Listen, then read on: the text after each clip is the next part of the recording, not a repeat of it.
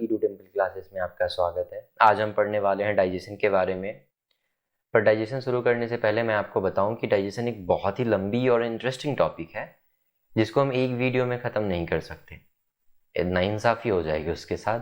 तो इसको हम कई पार्ट्स में बनाएंगे, कई वीडियोज़ बनाएंगे इसके और आप तक पहुँचाते रहेंगे। डाइजेशन पढ़ने से पहले कुछ इंटरेस्टिंग फैक्ट जानेंगे ताकि इससे हमें आगे पढ़ने में और भी आसानी होगी। डाइजेशन पढ़ने में बहुत आसानी होगी। एक जीव होता है अमीबा, जो स्यूडोपोडिया से ही खाना खाता है और इसी से बाहर भी निकालता है। कहने का मतलब क्या है? अमीबा एक ऐसा जीव है जो अपने स्यूडोपोडिया से ही खाना खाता है और स्यूडोपोडिया से ही खाना बाहर निकालता है। खाना बाहर निकालना कहने का मतलब डाइजेशन के बाद खाना खाने और खाना बाहर निकालने का मतलब है खाना खाना, फिर डाइजेशन होना और डाइजेशन के बाद खाने को निकालना, मतलब जो वेस्ट मटेरियल है उसको शरीर से बाहर निकालना। जैसे हम खाना खाते हैं, पेट में डाइजेशन होती है और एनएस के थ्रू हम एक्सक्रीट कर देते हैं, उसको बाहर निकाल देते हैं। ठीक वैसे ही ये है अमीबा। ये रहे न्यूक्लियस, अमीबा के न्यूक्लियस। इधर फ्लूइड्स होंगे, साइटोप्लाज्म।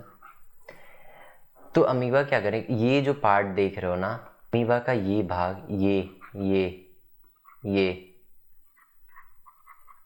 ये जो देख रहे हो, ये सब स्यूडोपोडिया है।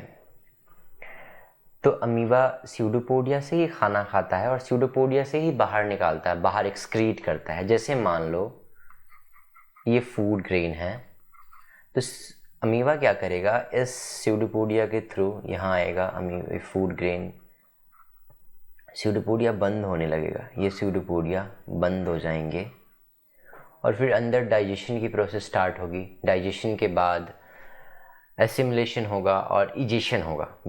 ये जो फूड ग्रैबिंग की प्रोसेस है ना अमीबा के अंदर, इसको हम लोग इंजेशन कहते हैं।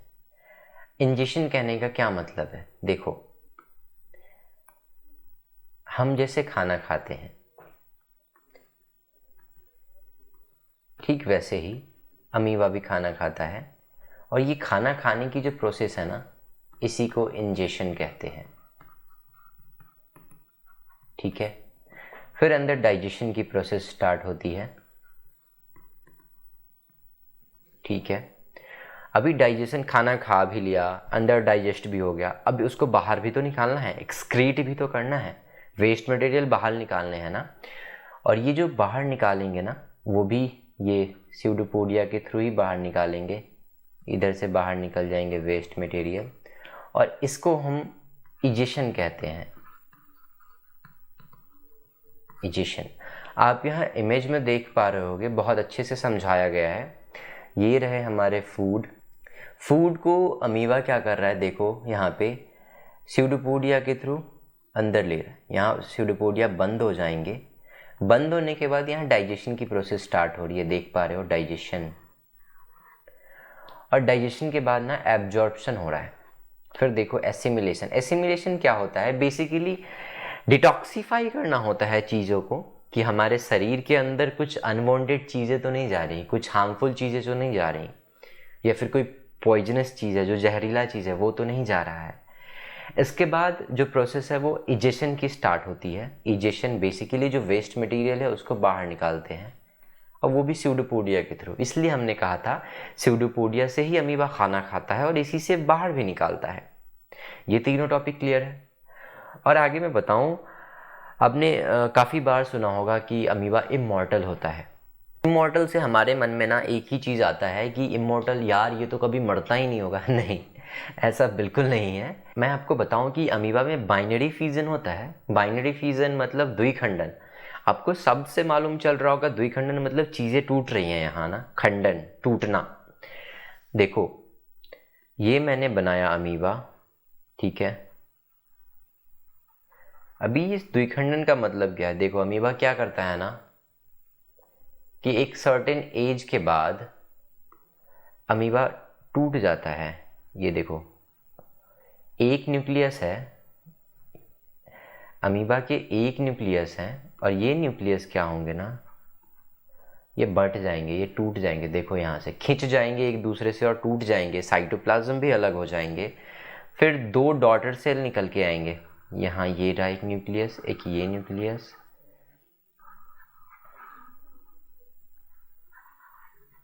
यहाँ पे 2 अमीबा बन गए। बेसिकली एक ही अमीबा था, यहाँ पे 2 बट के 2 डॉटर सेल निकल के आए हैं, तो ये दोनों डॉटर सेल बोले जाएंगे।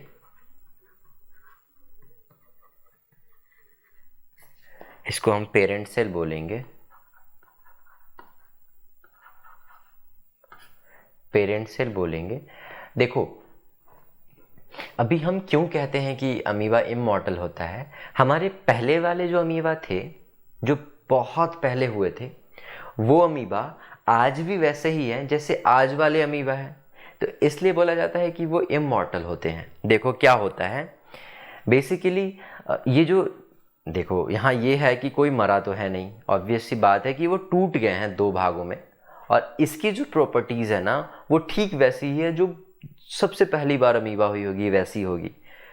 तो इस वजह से कहा जाता है कि अमीबा इमॉर्टल होता है, अमीबा अमर होता है। समझ रहे हो? यहाँ देखो इस फिगर में बहुत अच्छे से समझ रहे होगे, इसमें अच्छे से समझाने की कोशिश की है। पिक्चर देखो आप, ये है न्यूक्लियस, मैंने बताया है, ये रहे साइटोप्लाज्म, ठीक है, और इसको हम ना पेरेंट अमीबा कहते हैं, ठीक है। पेरेंट अमीबा इसलिए क्योंकि ये टूट रहा है ना, इससे निकल के आ रहे हैं ना आगे वाले सेल हमारे, तो ये पेरेंट अमीबा है। अब देखो यहाँ पे न्यूक्लियस ना खिंच रहा है और ये 2 भागों में बट रहा है। यहाँ देखो न्यूक्लियस 2 बन चुका है ऑलरेडी, साइटोप्लाज्म में बट गए हैं और यहाँ 2 डॉटर सेल निकल के आए हैं। तो इसलिए ना पहले के जो अमीबा थे वो भी वैसे ही हैं जैसे आज के अमीबा है। दोनों की स्पेसिफिकेशन, दोनों की जो स्ट्रक्चर है, स्ट्रक्चर नहीं कह सकते, दोनों की स्पेसिफिकेशन और दोनों की जो समानताएं हैं वो काफ़ी एक जैसी ही है। दोनों में समानताएं बहुत ज़्यादा है, इसलिए ये अमीबा और वो अमीबा एक जैसे दिखते हैं और ये अमर कहे जाते हैं। अभी हम जानेंगे डाइजेशन के टाइप्स। बेसिकली तो देखो डाइजेशन के टाइप्स, बाह्य पाचन जिसको हम कहते हैं, और ये एक एग्जांपल के तौर पे मैं आपको समझाऊं तो बाह्य पाचन जैसे मान लो ना एक ब्रेड है, ये रहा ब्रेड। ब्रेड के ऊपर आपने देखा होगा जब ब्रेड काफ़ी टाइम हो जाते हैं, ब्रेड जब सड़ने लगता है, ब्रेड जब खराब हो जाता है तो उस पर फंगस आ जाते हैं, ठीक है, फंगस आ जाते हैं। और ये फंगस जो होते हैं ना ब्रेड को डायरेक्टली नहीं खाते, वो क्या करते हैं पहले एंजाइम सिक्रीट करते हैं, एंजाइम सिक्रीट करने के बाद फूड को तोड़ लेते हैं, बाहर ही डाइजेस्ट कर लेते हैं, फिर उसको ग्रैब करते हैं।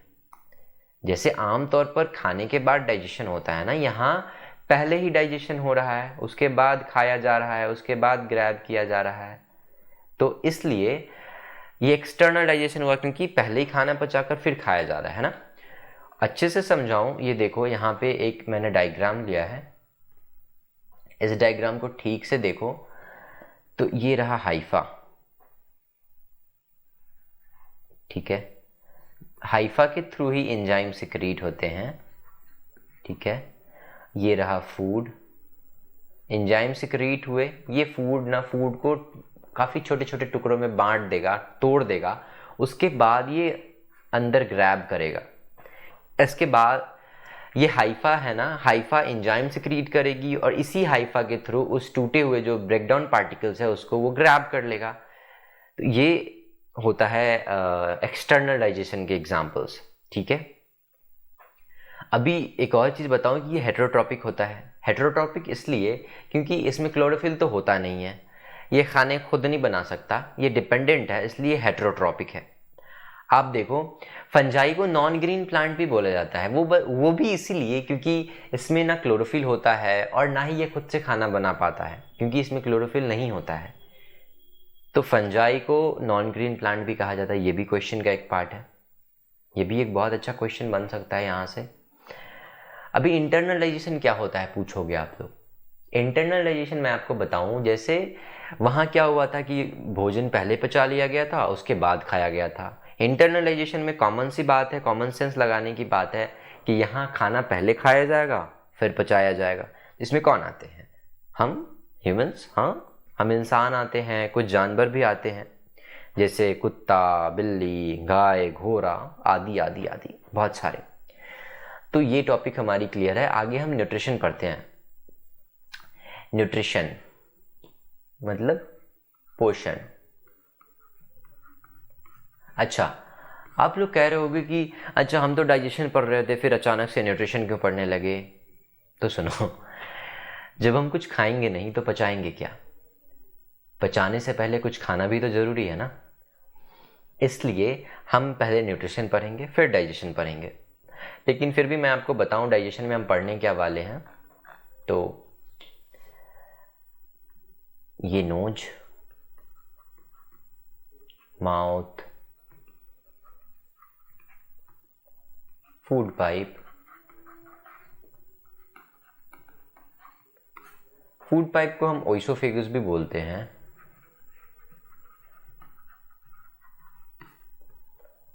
ये रहे हमारे स्टमक,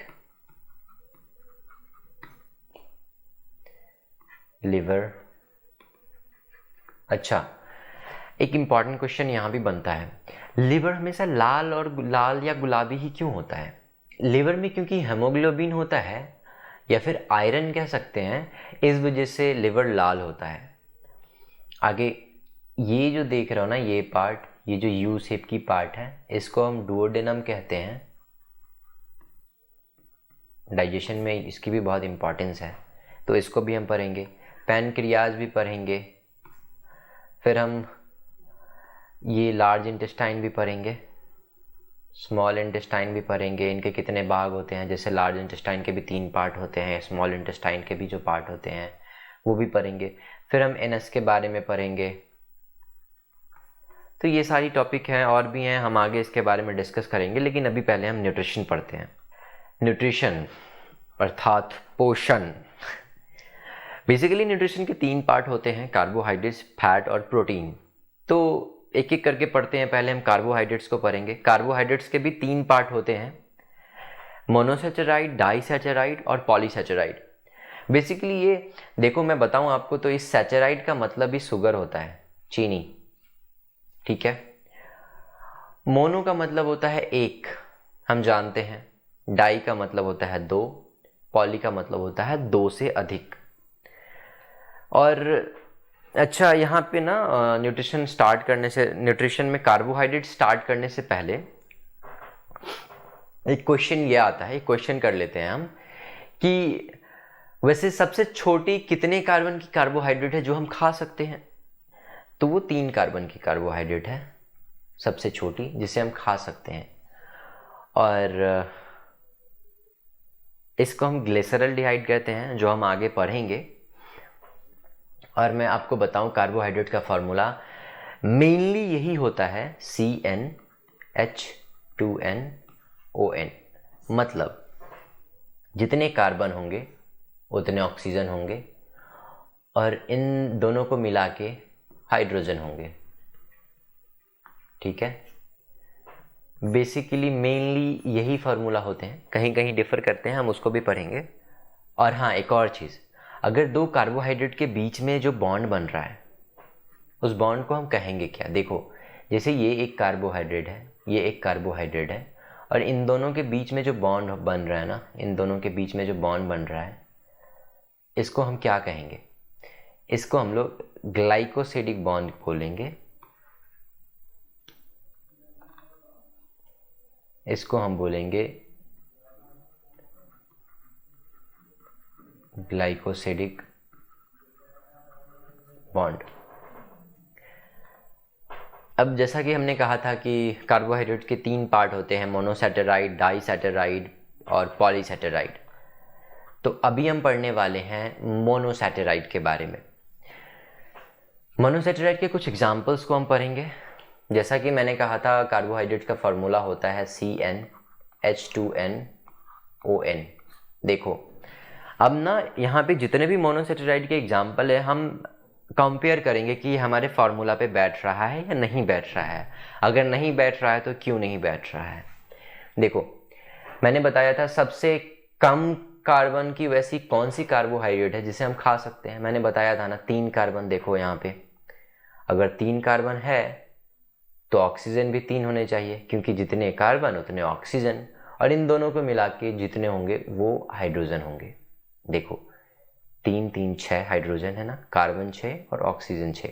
ठीक है, इसका नाम क्या है? ग्लिसरल्डिहाइड। सबसे छोटी कार्बोहाइड्रेट होती है, सबसे सरलतम।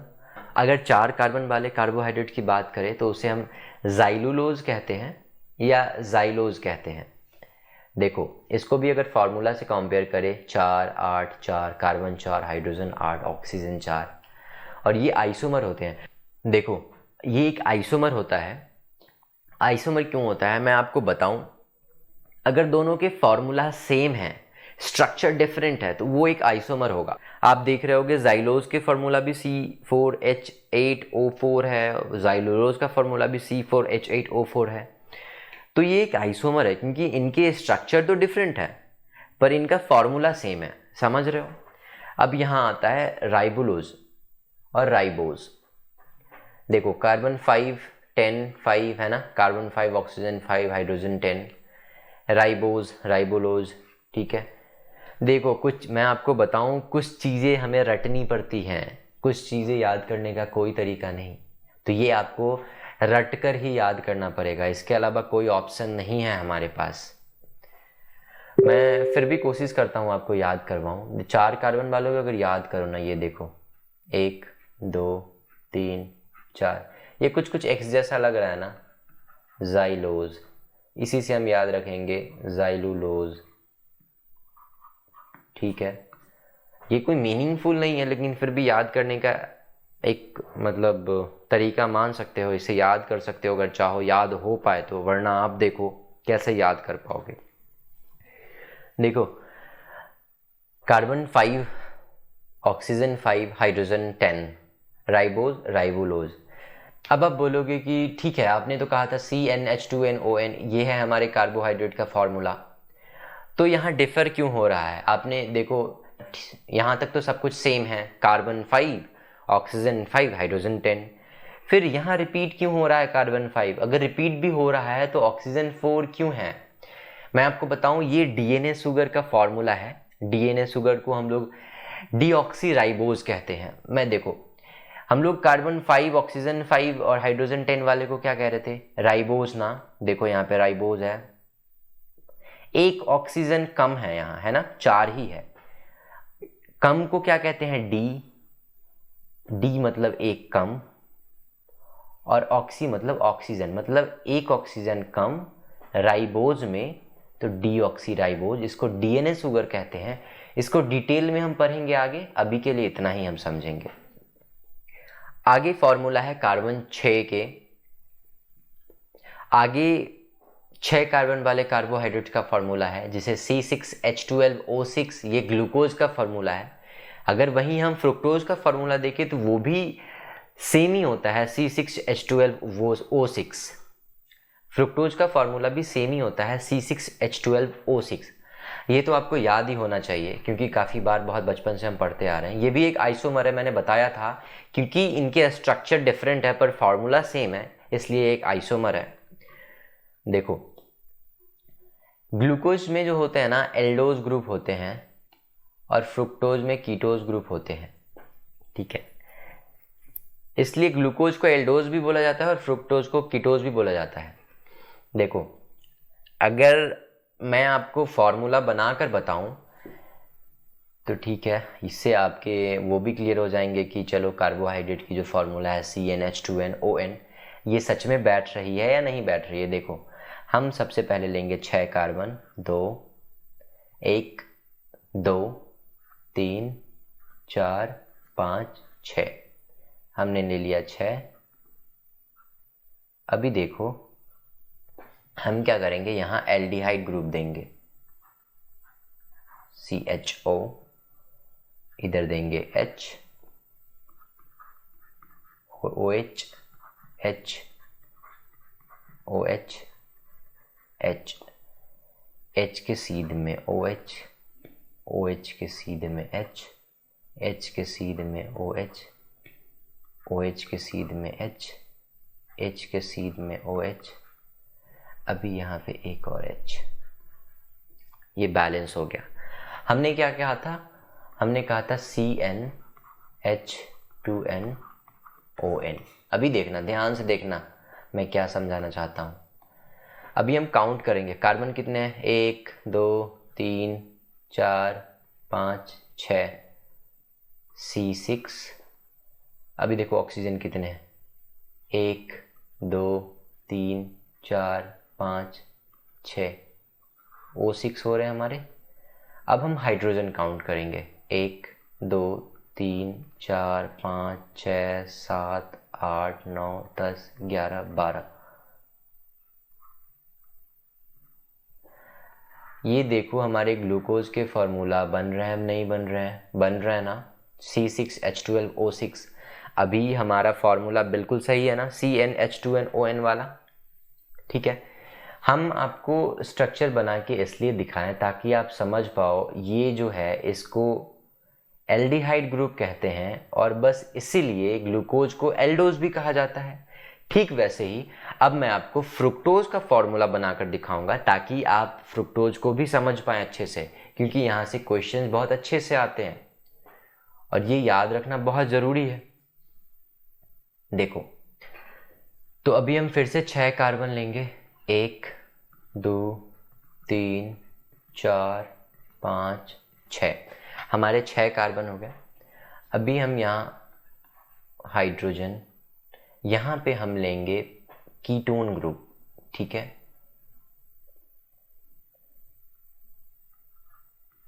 OH H OH H, H के सीध में OH, OH के सीध में H, H के सीध में OH, OH के सीध में H, अभी H के सीध में OH, हाइड्रोजन। ये हो गया बैलेंस। अभी हम फिर से मिलाते हैं कि हमारे फ्रुक्टोज का फॉर्मूला सेम है या नहीं है। पहले हम यहाँ कार्बन काउंट करते हैं। कार्बन काउंट तो किए ही थे ना पहले, तो क्यों ही काउंट करना। चलो, कार्बन 6, ऑक्सीजन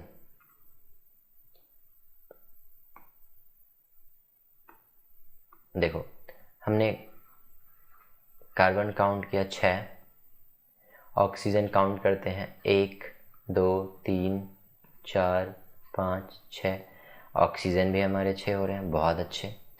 अभी हम हाइड्रोजन काउंट करेंगे, 1 2 3 4 5 6 7 8 9 10 11 और ये 12। अभी भी हमारे आ रहे हैं C6H12O6, ये भी हमारे फॉर्मूला पे बैठ रहा है ना। बेसिकली ये स्ट्रक्चर भी बनाने का यही मतलब था कि क्योंकि यहाँ कीटोन ग्रुप आ रहा है इसलिए हम फ्रुक्टोज को कीटोज भी कहते हैं। ठीक है, ये क्यों है कीटोन ग्रुप, वो एल्डिहाइड ग्रुप क्यों था, ये सब मैं आपको बताऊंगा जब आगे क्लासेस होते जाएंगी। धीरे धीरे केमिस्ट्री की क्लास होगी, मैं उसमें बताऊंगा, अच्छे से डिटेल में बताऊंगा सारी चीज़ें। फिलहाल हम इतना ही जानते हैं। अभी कुछ क्वेश्चंस आते हैं फ्रुक्टोज से, वो हम कर लेते हैं। फ्रुक्टोज आपने सुना होगा कि बहुत सारे फल के साथ एक पका हुआ फल होता है तो धीरे धीरे सारे फल पकने लगते हैं। क्यों होता है ये? कोई जादू से तो बिल्कुल नहीं होता ये सब इसलिए होता है क्योंकि जो पका हुआ फल होता है उसमें से एथिलीन गैस निकलता है और उस एथिलीन गैस के कारण सारे फल पक जाते हैं। गांव में कहते हैं ना, सुना होगा आपने कि संगत का असर होता है। आप जैसे लोग के साथ रहोगे आपकी आदतें भी वैसी ही बनेंगी। ठीक वैसे ही क्योंकि पके हुए फल से राइपनिंग गैस निकलती है जिसको हम एथिलीन गैस कहते हैं, इसके कारण फल पकने लगते हैं।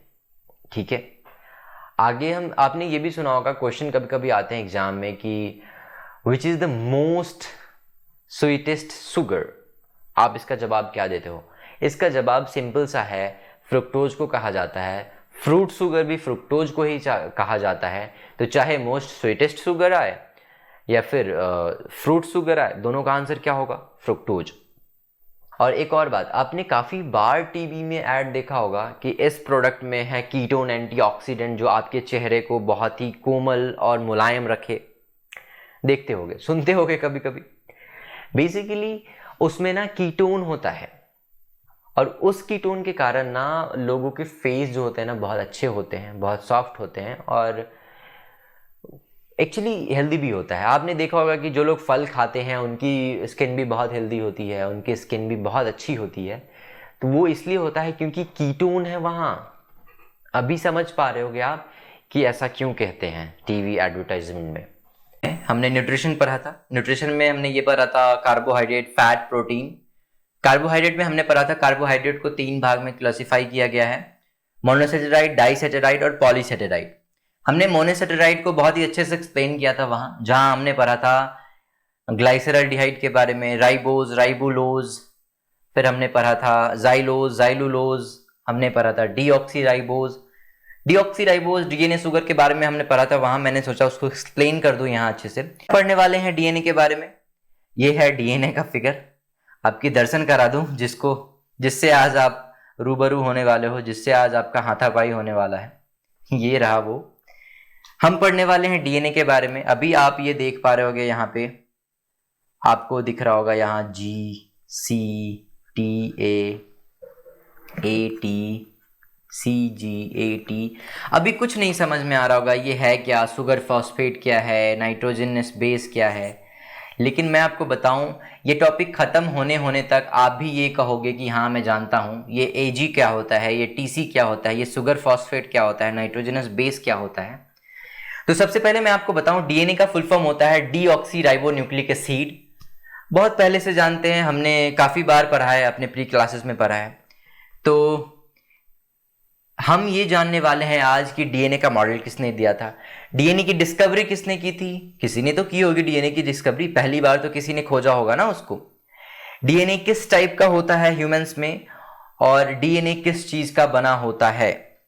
तो मैं आपको बताऊं, डीएनए का मॉडल दिया था वाटसन एंड क्रिक ने। काफी फेमस नाम है, सब लोग जानते हैं, सब लोग नहीं पर बहुत लोग जानते हैं। वाटसन एंड क्रिक याद रखना है इसको। डीएनए का मॉडल किसने दिया था, वाटसन एंड क्रिक ने।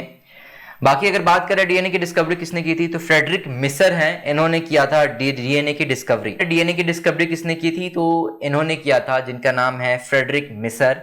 इन्होंने डीएनए की डिस्कवरी की थी। हम ह्यूमंस में किस टाइप का डीएनए पाया जाता है, हम ह्यूमंस में बी टाइप का डीएनए पाया जाता है। कभी कभी पूछ दिया जाता है कि ह्यूमंस में किस टाइप का डीएनए पाया जाता है। काफी बार क्वेश्चंस में हम लोगों ने सुना है ये, काफी बार एग्जाम्स में क्वेश्चन में देखे हैं कि ह्यूमन में किस टाइप का डीएनए पाया जाता है। आंसर करना है आपको, बी टाइप डीएनए पाया जाता है ह्यूमन में। आगे, डीएनए किस चीज का बना होता है, ये बहुत इंपॉर्टेंट है। आपने ऊपर देखा था ना, शुगर, फॉस्फेट, नाइट्रोजनस बेस दिया हुआ था, वो सारे क्या होते हैं। यहां हमको समझ में आएंगे वो चीजें क्या होती हैं, हम अच्छे से समझेंगे इनके बारे में। डीएनए बना होता है एनपीएस से, एनपीएस से, बस शॉर्ट फॉर्म याद रखना है, एनपीएस। डीएनए किसका बना होता है, एनपीएस का। एनपीएस का मतलब क्या होता है, एनपीएस का मतलब होता है नाइट्रोजन बेस, एन का मतलब, पी का मतलब होता है फॉस्फेट और एस का मतलब होता है शुगर। नहीं समझ में आ रहा है ना, समझ में आएगा, परेशान बिल्कुल नहीं होना। मैं आपको बताऊं, मैं जैसे बताता हूं चीजें ध्यान से सीखो, चीजें ध्यान से देखो, बस फोकस रखो, चीजें समझ में आएंगी। क्यों नहीं समझ में आएंगी भाई, पेट से कोई सीख कर नहीं आता, सब बाद में ही सीखते हैं। ये सब प्रैक्टिस की चीजें हैं, बार बार एक बार देखते रहोगे, रिवीजन करते रहोगे, चीजें याद हो जाएंगी, कोई बड़ी बात नहीं है। डीएनए बना होता है नाइट्रोजन बेस, फॉस्फेट और शुगर से। हम पढ़ने वाले हैं नाइट्रोजन बेस को। उससे पहले हम अपना डीएनए बनाएंगे, खुद का डीएनए। ये देखो, आत्मनिर्भर बनना है हमें, खुद का डीएनए बनाया है हमने। ये देखो, कुछ ऐसा होता है डीएनए। कभी कभी डॉक्टर के पास जाते होंगे, इसके दर्शन हो ही जाते हैं, हर क्लिनिक में तो मिल ही जाते हैं, ऐसे कोई ना कोई पिक्चर तो देख ही लेते होंगे आप भी। देखो, ये जो आपको लैडर्स दिख रही हैं, आप इसमें जो लैडर दिख रही है ना, ये लैडर्स जो दिख रही हैं आपको, ये जो लैडर्स दिख रही हैं, ये होते हैं नाइट्रोजन बेस के बने हुए। ये बेस के बने होते हैं जो नाइट्रोजन बेस होते हैं, ठीक है। ये होते हैं N2 base, N2 base, nitrogen base, N2 base दोनों एक ही है। डीएनए के जो स्टेप्स होते हैं, ये डी स्टेप्स हैं ये, एक्चुअली मिसप्रिंट है। डीएनए के जो स्टेप्स होते हैं वो नाइट्रोजन बेस के बने होते हैं। बाकी इसमें एडेनिन, गुआनिन, थाइमिन, साइटोसिन होता है, AGTC। अभी आपको नहीं समझ में आ रहा है, मैं आपको बताऊं, यहाँ बॉन्ड बनते हैं। अगर ये A है ना तो ये T होगा, ये G है ना तो ये C होगा, ठीक है। ये T है ना ये A होगा, ये C है ना तो ये G होगा। ऐसा क्यों? देखो, एडेनिन हमेशा थाइमीन के साथ डबल बॉन्ड बनाता है। ये जो एडेनिन है वो थाइमीन के साथ हमेशा डबल बॉन्ड बनाएगा, ठीक है। एडेनिन थाइमीन के साथ हमेशा डबल बॉन्ड बनाएगा। वहीं अगर बात करें हम गुआनिन की, ये जो गुआनिन देख रहे हो आप, गुआनिन और साइटोसिन एक दूसरे के साथ ट्रिपल बॉन्ड बनाएगा, याद रखना है हमेशा। ये जो गुआनिन है और ये जो साइटोसिन है एक दूसरे के साथ ट्रिपल बॉन्ड बनाएगा, क्लियर है? याद रखना है, ये बहुत इंपॉर्टेंट है। जैसे देख लो C और G देख रहे हो ना, साइटोसिन और गुआनिन, ये एक दूसरे के साथ ट्रिपल बॉन्ड बनाएगा। बहुत ही क्लियर रहना है इस बारे में कि ये साइटोसिन और गुआनिन जो है एक दूसरे के साथ ट्रिपल बॉन्ड बनाएगा। वहीं अगर एडेनिन और थाइमीन की आती है तो ये एक दूसरे के साथ डबल बॉन्ड बनाएंगे, क्लियर रहना है इस बारे में भी, सिंपल। जहां अगर आपको एडेनिन थाइमीन दिखे एक दूसरे के साथ डबल बॉन्ड बनाएंगे, या फिर थाइमीन एडेनिन दिखे एक दूसरे के साथ डबल बॉन्ड बनाएंगे, या फिर आपको गुआनिन और साइटोसिन देखे तो ये एक दूसरे के साथ ट्रिपल बॉन्ड बनाएंगे।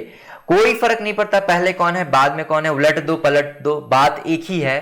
थाइमीन एडेनिन या फिर एडेनिन थाइमीन दोनों एक दूसरे के साथ डबल बॉन्ड, गुआनिन साइटोसिन या साइटोसिन गुआनिन एक दूसरे के साथ ट्रिपल बॉन्ड। एकदम क्लियर रहना है इस बारे में, बहुत ही आसान है, याद हो जाएंगे, बहुत ही सिंपल है। यहां देखो हमने बताया है आपको, एडेनिन हमेशा थाइमीन के साथ डबल बॉन्ड बनाता है, गुआनिन हमेशा साइटोसिन के साथ ट्रिपल बॉन्ड बनाता है, ठीक है। ये ट्रिपल बॉन्ड है, यहां ये ट्रिपल बॉन्ड है। गुआनिन हमेशा साइटोसिन के साथ ट्रिपल बॉन्ड बनाता है। वहीं एक और इंपॉर्टेंट चीज है, आरएनए और डीएनए में क्या अंतर होता है। कभी कभी ये भी क्वेश्चन आ जाते हैं एग्जाम में। मैं आपको दो अंतर बताऊंगा, इससे क्लियर हो जाएगी आपकी सारी डाउट्स कि हाँ ये अंतर होता है, इसलिए डिफर करता है ये एक दूसरे से। देखो सबसे पहले मैं आपको बताऊं, ये जो डीएनए का फुल फॉर्म होता है deoxy ribo nucleic acid, RNA का फुल फॉर्म होता है राइबो न्यूक्लिक एसिड, ठीक है। राइबो न्यूक्लिक एसिड आरएनए का फुल फॉर्म होता है, डीएनए का मतलब होता है deoxy ribo nucleic acid, clear है। डीएनए डबल हेलिक्स होता है, आरएनए सिंगल हेलिक्स होता है, ठीक है।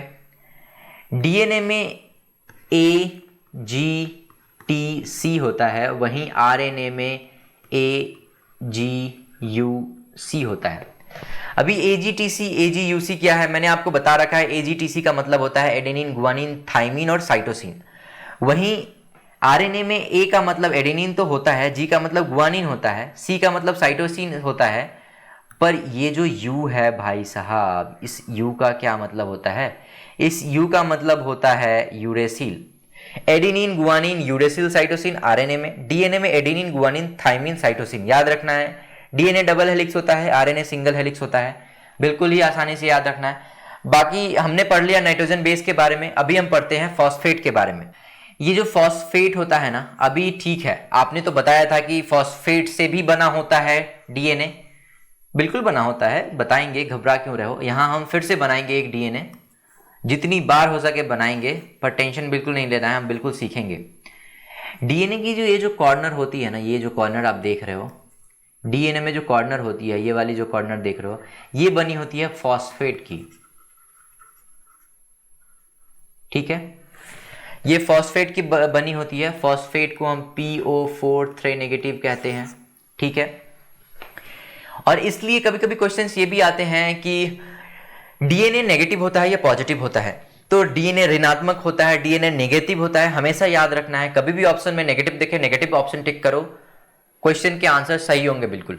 फॉस्फेट कहां पाया जाता है? तो फॉस्फेट डीएनए का किनारा, डीएनए का जो किनारा होता है वो फॉस्फेट से बना होता है, ये याद रखना है। PO4 नेगेटिव फॉस्फेट को बोलते हैं हम, इसलिए फॉस्फेट से किनारा बना होता है और इसलिए डीएनए नेगेटिव होता है। हमने पढ़ लिया अभी नाइट्रोजन बेस, हमने पढ़ लिया है फॉस्फेट, अभी बच गया शुगर लास्ट। शुगर के बारे में मैं आपको बताऊं, मैंने जैसा कि आपको मोनोसेचराइड में बताया था, हमने मोनोसेचराइड, मैं आपको फिर से बता दूं एक बार, हमने पढ़ा था न्यूट्रिशन, बताया था आपको कार्बोहाइड्रेट के बारे में, प्रोटीन के बारे में, फैट के बारे में, जिसमें से हमने पढ़ा था मोनोसेचराइड, डाइसेचराइड और पॉलीसेचराइड। मोनोसेचराइड के काफी सारे एग्जांपल्स पढ़े थे हमने, उसमें से एक डीऑक्सीराइबोज भी था। ये डीऑक्सीराइबोज डीएनए शुगर को बोला जाता है, डीएनए शुगर। इसका फॉर्मूला क्या होता है आपको याद होना चाहिए, मैंने आपको बार बार बताया वहां, C5H10O4, ये होता है फॉर्मूला डीएनए शुगर का। ये यहां पे मिस टाइप हो गया है, ये 5 होगा, C5H10O4, ठीक है, बिल्कुल याद रखना है। और ये शुगर जो होता है ना, शुगर का क्या काम है भाई, शुगर से क्या ही बनेगा डीएनए में, आप ये सोच रहे होगे, बिल्कुल ऐसा नहीं सोचना है। आप ये जो देख पा रहे हो, ये जो रेलिंग्स है, ये जो रेलिंग्स देख रहे हो, ये सारी जो रेलिंग्स देख रहे हो आप, इसमें जो ये रेलिंग्स देख रहे हो, ये सारी बनी हुई है शुगर की। शुगर की भी बहुत इंपॉर्टेंस है, बिल्कुल अंडरस्टिमेट नहीं करना है। तो रेलिंग जो है, चार दीवारी जो डीएनए की, वो किससे बनी होती है, वो शुगर से बनी होती है। अब हम यहाँ मोनोसेचराइड के एग्जांपल्स बहुत सारे पढ़े थे, उसमें से एक डीऑक्सीराइबोज भी था, इसलिए मैंने सोचा कि मैं आपको बता दूं डीएनए के बारे में। डीएनए हम पढ़ चुके हैं, अब हम मोनोसेचराइड तो पढ़ ही लिए हैं, अब आगे मोनोसेचराइड के बाद था डाइसेचराइड। तो अब हम कुछ एग्जांपल्स पढ़ेंगे डाइसेचराइड के, जिसमें से ये देखो, होते तो बहुत सारे हैं लेकिन हम कुछ ही पढ़ेंगे। माल्टोज के बारे में पढ़ेंगे हम, सुक्रोज के बारे में पढ़ेंगे, लैक्टोज के बारे में पढ़ेंगे। बहुत प्यारे प्यारे क्वेश्चंस होते हैं इससे, वो भी करेंगे। एग्जाम में बहुत आसानी होने वाली है हमें इन क्वेश्चंस को कर कर। हमें अगर एक बार याद हो जाते हैं, बायोलॉजी के लिए टेंशन नहीं लेना है, बहुत सारे नंबर हमारे वैसे भी आ रहे हैं। देखो, डाई का मतलब क्या होता है, दो, एक ग्लूकोज था, एक कार्बोहाइड्रेट था। मोनोसेचराइड में हमने मेनली यही पढ़ा था। अभी हम पढ़ेंगे कि एक से अधिक, है ना, यानी दो। डाई का मतलब क्या होता है, दो कार्बोहाइड्रेट्स के बारे में हम पढ़ेंगे। देखो यहाँ पे ग्लूकोज क्या है, कार्बोहाइड्रेट है, ग्लूकोज क्या है, कार्बोहाइड्रेट है। दो ग्लूकोज मिलकर क्या बनाता है, माल्टोज, ठीक है। तो ये डाई हो गया, ये डाई में आ गया ना। अभी समझ पा रहे हो डाई क्यों है, क्योंकि यहाँ दो ग्लूकोज है, ग्लूकोज प्लस ग्लूकोज। एक ग्लूकोज था वहां, मोनोसेचराइड में एक ग्लूकोज था, वो भी कार्बोहाइड्रेट था। डाइसेचराइड में ग्लूकोज प्लस ग्लूकोज, डाइसेचराइड है, इसको हम माल्टोज बोलेंगे। कभी कभी आपने देखा होगा कि प्लेयर्स को माल्टा ड्रिंक दिया जाता है ताकि वो एनर्जाइज्ड रहें। क्रिकेट में, हॉकी में काफी बार देखा होगा कि प्लेयर को काफी बार माल्टा ड्रिंक दिया जाता है, वो माल्टोज ही होता है बेसिकली। उसमें दो ग्लूकोज होते हैं, वो माल्टोज होते हैं। अभी हम पढ़ने वाले हैं सुक्रोज के बारे में। सुक्रोज, ग्लूकोज प्लस फ्रुक्टोज, ये दोनों एक साथ जब मिल जाते हैं तो वो सुक्रोज होते हैं। हमने वहां पढ़ा था ना, हमने अलग अलग पढ़ा था, पहले ग्लूकोज अलग, फ्रुक्टोज अलग। यहां हम साथ में पढ़ रहे हैं तो दोनों एक साथ कंबाइन हो गए, इसलिए ये सुक्रोज है।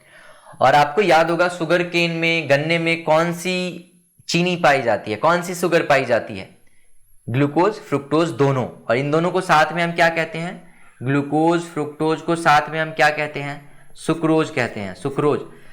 याद रखना है, ये बहुत इंपॉर्टेंट है, हमारे एग्जाम में काफी बार आ चुके हैं, आगे भी आते ही रहेंगे।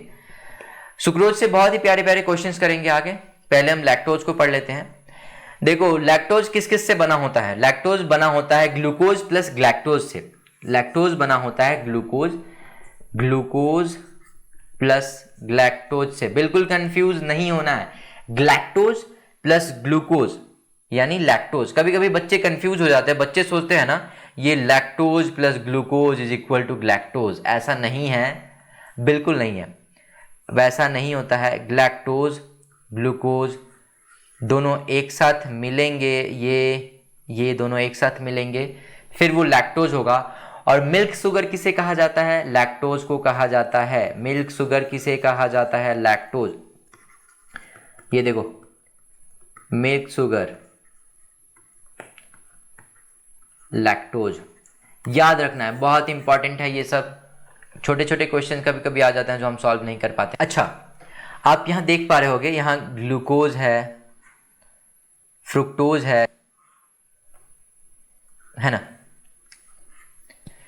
मेनली फॉर्मूला हमें याद नहीं होते हैं, लेकिन बात अगर ग्लूकोज फ्रुक्टोज ग्लैक्टोज की हो ना, इन सब की फॉर्मूला एक ही होती है, और वो क्या होती है मैंने आपको पहले बता रखा है। ग्लूकोज का फॉर्मूला क्या होता है, C6H12O6, 6 12 6। फ्रुक्टोज का फॉर्मूला क्या होता है, C6H12O6, 6 12 6। याद है। ग्लैक्टोज का फॉर्मूला भी वही होता है, बिल्कुल परेशान नहीं होना है, C6H12O6, 6 12 6। ग्लूकोज हो, फ्रुक्टोज हो या ग्लैक्टोज हो, फॉर्मूला सेम होंगे, कंफ्यूज बिल्कुल नहीं होना है। बाकी माल्टोज, सुक्रोज, लैक्टोज हम पढ़ेंगे इनके बारे में। अभी सुक्रोज के बारे में मैं बता रहा था, सुक्रोज शुगर केन में पाया जाता है। बाकी फॉर्मूला की अगर बात करें सुक्रोज की ना, तो देखो मैं आपको एक्सप्लेन करता हूँ अच्छे से। इधर हम ग्लूकोज लेते हैं, इधर हम फ्रुक्टोज लेते हैं। ग्लूकोज का फॉर्मूला क्या था, C6H12O6। फ्रुक्टोज का भी फॉर्मूला था C6H12O6, ठीक है। अभी आप देखो दोनों साथ में है, यहाँ सुक्रोज तो कैसे बना, glucose plus fructose is equal to sucrose, है ना। देखो दोनों कंबाइन होकर कितने होने चाहिए, 6 C6, तो यहाँ पे 6 + 6 हो जाएंगे, H12 + 12 O6 + 6, ऐसे होने चाहिए ना, 6 12 H24 O12, ऐसे होने चाहिए। पर ऐसे तो है नहीं, कहाँ गया भाई, देखो अब मैं आपको बताऊं, यहाँ ना C12 H22 O11, साथ में ना नीचे देखो H2O, दो यहाँ पे H2 कम है ना, देखो यहाँ पे H2 कम है ना, फिर ये 24 हो जाएंगे। O11 तो हमारे हैं ही, तो एक O यहाँ पे दे दिए, 12 हो गए।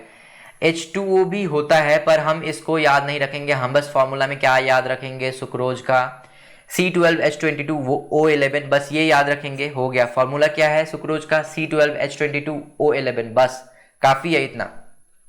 सुक्रोज को ट्रांसपोर्ट शुगर भी बोला जाता है। ट्रांसपोर्ट शुगर कहने का क्या मतलब है, देखो मैं आपको एक चीज बताऊं, बहुत ही इंपॉर्टेंट है, मैं इरेज कर लेता हूं ये सब ताकि थोड़े स्पेस हो जाए हमारे पास, मैं अच्छे से बता पाऊंगा फिर आपको। ये देखो पहले हम बनाएंगे पेड़,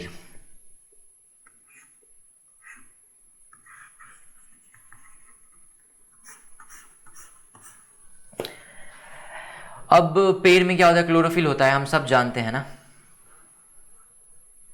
क्लोरोफिल होता है पेड़ पौधे में, पेड़ पौधा अपना खाना खुद बनाते हैं।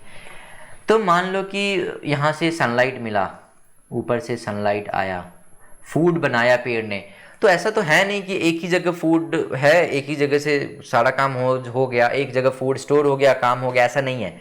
हर पार्ट्स को जरूरत होती है ना ग्लूकोज की, तो अभी तो ट्रांसपोर्ट तो करने पड़ेंगे ग्लूकोज, कैसे करेंगे भाई साहब, देखो ये ग्लूकोज है, यहाँ पे बहुत सारे ग्लूकोज जमा हो गए, ग्लूकोज बन रहा है, ग्लूकोज बन रहा है। अभी हमको ग्लूकोज चाहिए यहाँ पे जड़ों में, यहाँ पे चाहिए ग्लूकोज, कैसे मिलेंगे, जड़ में तो क्लोरोफिल होता नहीं है, जड़ तो पानी ले सकता है, बस जमीन से पानी खींच सकता है। अभी क्या होगा ना कि बहुत प्रॉब्लम हो जाएगी, जिंदा भी रहना है ऊपर वाले को, ऊपर वाले जितने भी पार्ट्स है उसको जिंदा रहना है, वो कैसे भी करके ना एक ग्लूकोज को मना लेंगे, भाई तू चला जा नीचे, तू नहीं जाएगा हम मर जाएंगे। ये ग्लूकोज जाने के लिए रेडी हो जाता है, लेकिन फिर डर जाता है कि भाई साहब मैं अकेले जाऊंगा, मुझे तो बीच में कोई ना कोई खा ही जाएगा, क्योंकि हर पार्ट्स को जरूरत है ग्लूकोज की, ऊपर से नीचे आएगा, कौन नहीं चाहता है मुझे चीजें ज्यादा मिले, हर कोई चाहता है मुझे चीजें ज्यादा मिले। तो बीच की जो पार्ट्स है, बीच में जो जो चीजें हैं, अगर मान लो यहाँ पे कोई बैठा हुआ है, वो तो ग्लूकोज को ऐसे ही यहाँ से दबोच लेगा ना, नीचे तक जाने ही नहीं देगा उसको, यहाँ वाला तो ऐसे खा देगा, ग्रैब कर लेगा ग्लूकोज को, नीचे तक जाने देगा नहीं। अभी भाई साहब नीचे जड़ तक पहुंचना है, पहुंचे तो पहुंचे कैसे, अभी क्या होगा ना, ये अपने एक दोस्त को बोलेगा भाई तू मेरे साथ चल ले, मैं अकेले जाऊंगा मुझे कोई खा लेगा, तुम मेरे साथ रहोगे मुझे हौसला मिलेगा। तो ये ग्लूकोज क्या है ना, अपना प्रॉपर्टी चेंज कर लेगा, ये फ्रुक्टोज जैसा बन जाएगा, ठीक है, ये फ्रुक्टोज जैसा बन जाएगा। तो अभी क्या है, ग्लूकोज और फ्रुक्टोज दोनों मिलके क्या बन जाएंगे, सुक्रोज बन जाएंगे, रूपांतरण हो गया, रूप चेंज हो गया यहाँ दोनों का। अब जाएंगे वो नीचे, नीचे ट्रांसपोर्ट करेंगे, कोई दिक्कत नहीं होगी, बड़ी आसानी से ये नीचे ग्लूकोज पहुंचा पाएंगे यहाँ पे, इसलिए बोला जाता है ट्रांसपोर्ट शुगर, किसको, सुक्रोज को। ट्रांसपोर्ट शुगर किसको कहा जाता है, ग्लूकोज प्लस फ्रुक्टोज को एक साथ बोला जाता है ट्रांसपोर्ट शुगर। ट्रांसपोर्ट शुगर के बारे में हम लोगों ने पढ़ लिया। इन्वर्ट शुगर भी कहा जाता है ग्लूकोज और फ्रुक्टोज को, सुक्रोज को इन्वर्ट शुगर भी कहा जाता है। हमने पढ़ लिया है डाइसेचराइड के बारे में। अब हम कुछ एग्जाम्पल पढ़ेंगे पॉलीसेचराइड के बारे में। पॉलीसेचराइड के बहुत सारे एग्जाम्पल है, पर जो इंपॉर्टेंट है हमारे एग्जाम पॉइंट ऑफ व्यू से, जो हमारे लिए इंपॉर्टेंट है वो हम पढ़ेंगे, ताकि इससे भी क्वेश्चंस आए तो हम कर पाए। देखो हम 3 एग्जाम्पल्स पढ़ेंगे।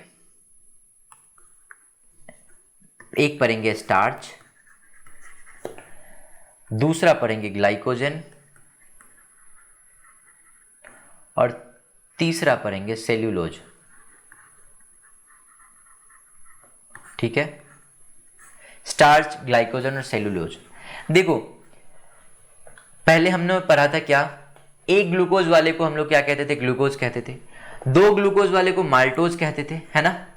और ये जो पॉलीसेचराइड में अभी तीनों एग्जाम्पल मैंने बताया ना, ये सारे ग्लूकोज हैं, ये सारे ग्लूकोज के। यहाँ पे फ्रुक्टोज वगैरह का कोई काम नहीं है, गैलेक्टोज का कोई काम नहीं है। ये सारे जो बने हुए हैं, ये सारे बने हुए हैं सिर्फ और सिर्फ ग्लूकोज के। स्टार्च भी, सेल्यूलोज भी, ग्लाइकोजन भी। फर्क क्या है कि ग्लूकोज जो मोनोसेचराइड वाला ग्लूकोज था वहां एक ग्लूकोज था, डाइसेचराइड वाले में 2 ग्लूकोज मिलके माल्टोज बनाया था। यहाँ पे 2 से ज्यादा ग्लूकोज होंगे ना, इसलिए प्लांट में अगर जो होंगे उसको हम स्टार्च बोलेंगे, अगर एनिमल में होंगे उसको ग्लाइकोजन बोलेंगे, और प्लांट में जो हार्ड सरफेस होता है ना उस वहां होंगे उसको हम सेल्यूलोज बोलेंगे, है ना। जैसे सेल मेम्ब्रेन होता है ह्यूमन में, वैसे प्लांट में सेल वॉल होता है, तो वो सेल्यूलोज बहुत सारे ग्लूकोज मिलकर ही बनाते हैं, वो कठोर संरचना बना देते हैं।